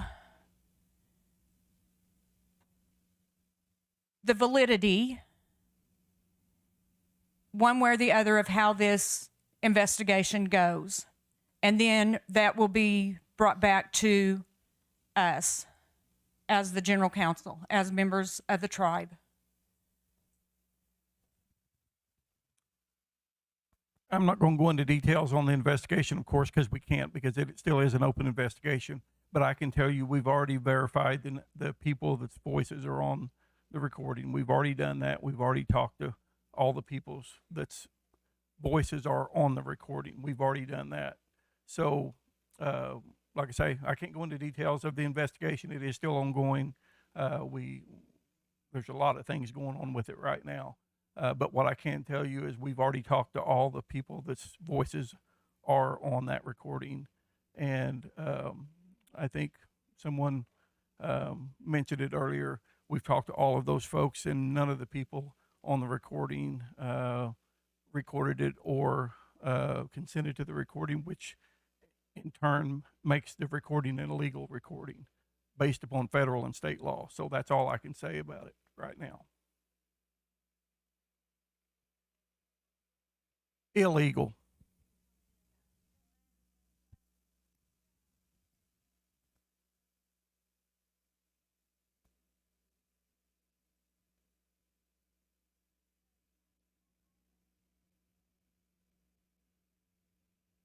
Anything else, Linda? This is rather light in comparison. I would like to see about funds from the general revenue to purchase new chairs for in here, as well as a table cart. We'll have to talk to our and a new microphone.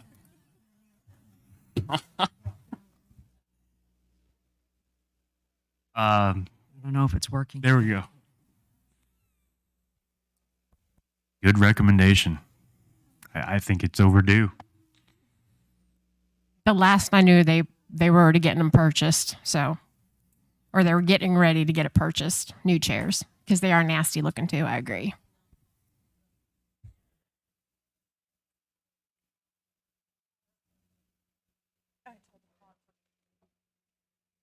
Anybody else?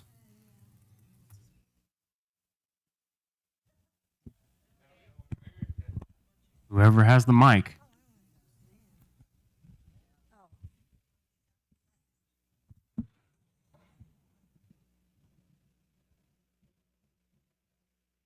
My name is Joe K. Dowd. First, I just would like to say to everyone, when we come into forums like this with any grievances, we do no good by calling one another names, ridiculing and degrading. Situation, what we've seen within our tribe over the last 23 or 4 years now,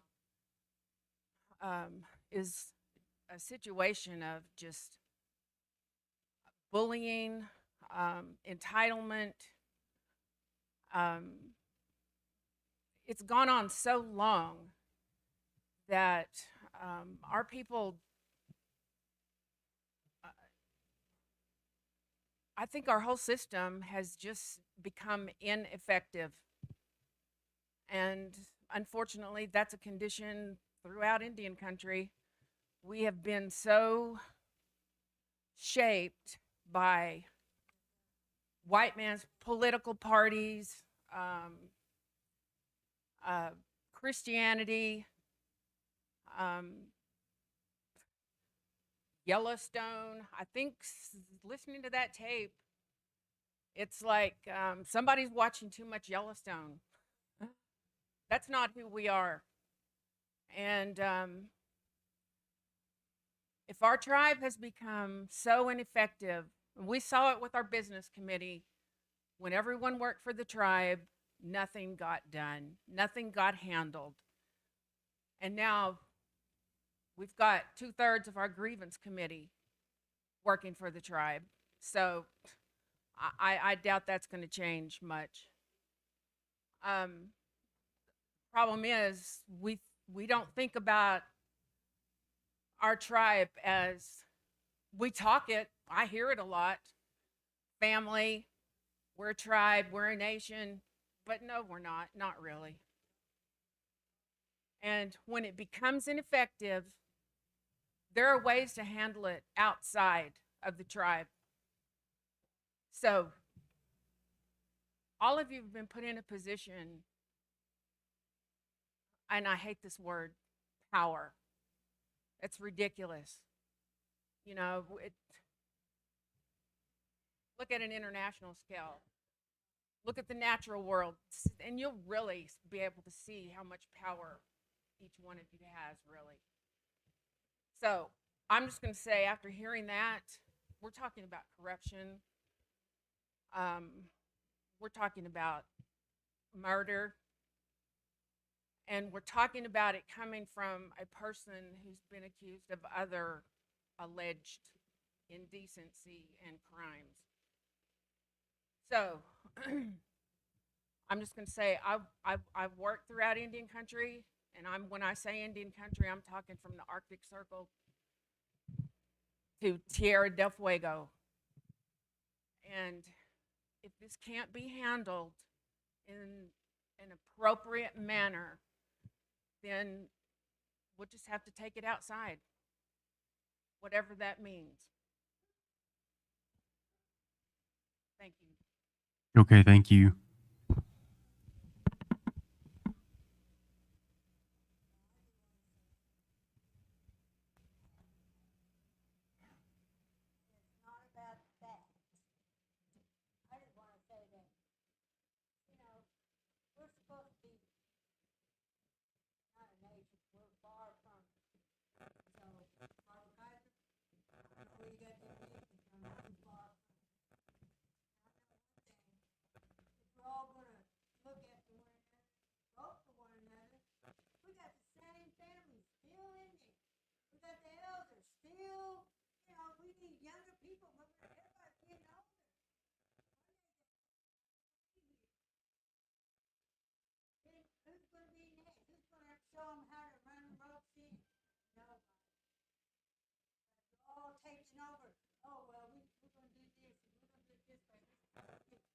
Years ago in the Longhouse, that's how they did it.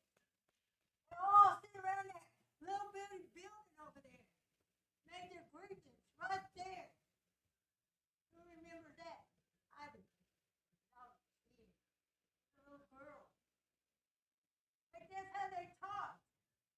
They talked about each family right there. You didn't have to go, oh, well, let me over here. Let me see. They talked about power. They complain about each other. Talk about one another. Just like you guys talk about one another. Nobody likes it. I don't care. I got a mouth, and I'm going to speak for myself. Whether you like it or whether you not, I'm going to vote. I'm going to be for the people. One day I'm going to get old.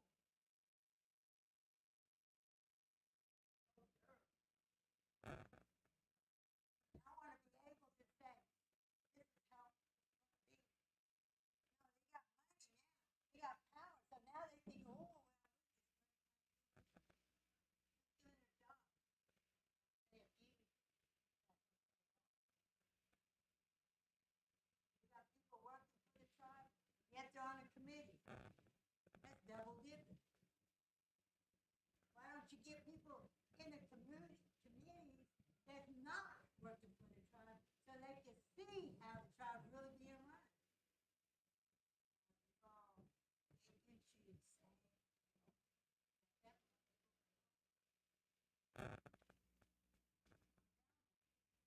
Because these young ones coming in here, they need to be brought in. My daughter comes to me all the time. Now, we still got the old people still being voted in. And they ain't teaching the young ones anything. I'm going to have to interject on that because in the last, well, not just that, we're supposed to end at 11. in so we've started when you talk about the youth not having opportunities, we just heard from our librarian how we're having a STEAM fair with the most participants we've ever had. We're increasing our scholarship monies. We've created a tribal youth council, and we're getting together to create an internship program for all of our organizations. So I think that as elected officials, we're all doing the best we can up here. We were elected to do a job, and we're doing it to the best of our abilities.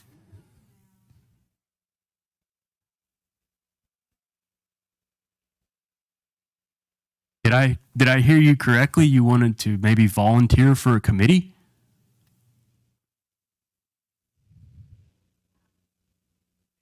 Okay.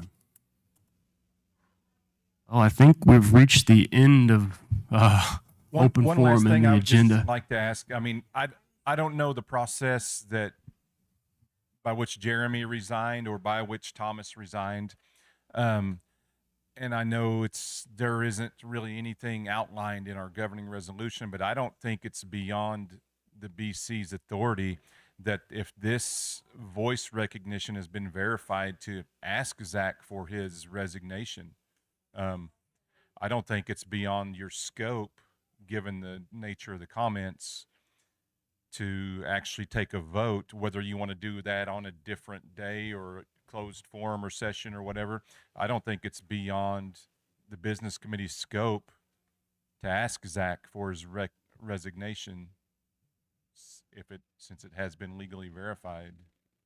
I don't disagree with your statement, Mans. And I think that while that process is going on, and the BC has received the audio message, it's been discussed amongst the BC. So it's not like we're making the decision not to do anything. And what you're talking about will continue to be discussed. So again, this is something that has not been taken lightly. We did the right thing by putting it into the hands of our law enforcement. We're respecting the process, and we have yet to make a determination. So, just want to say that.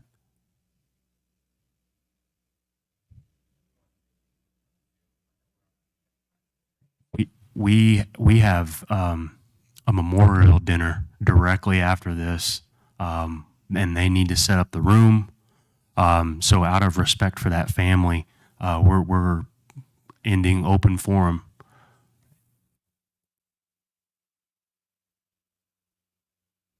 Michelle, would you care to pray for us?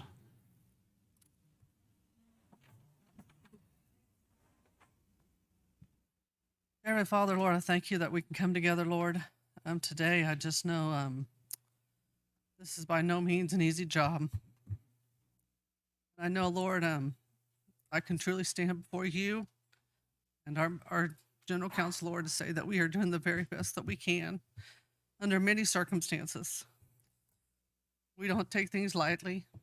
Lord, you know our hearts, our intentions, and we ask, Lord, that you continue to guide and direct us in the way, Lord, that we want to lead our nation.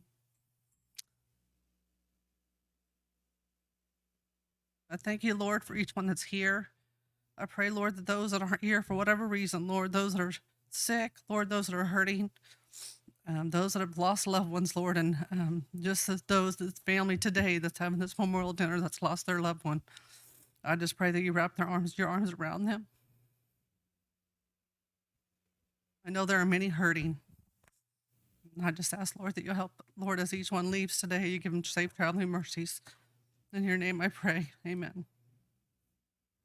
Thank you, Michelle. Motion to adjourn. We have a motion. I have a second. Second. Second. All those in favor signify by saying aye. Aye. All opposed? Any abstentions? Motion carries. We are adjourned. Thank you.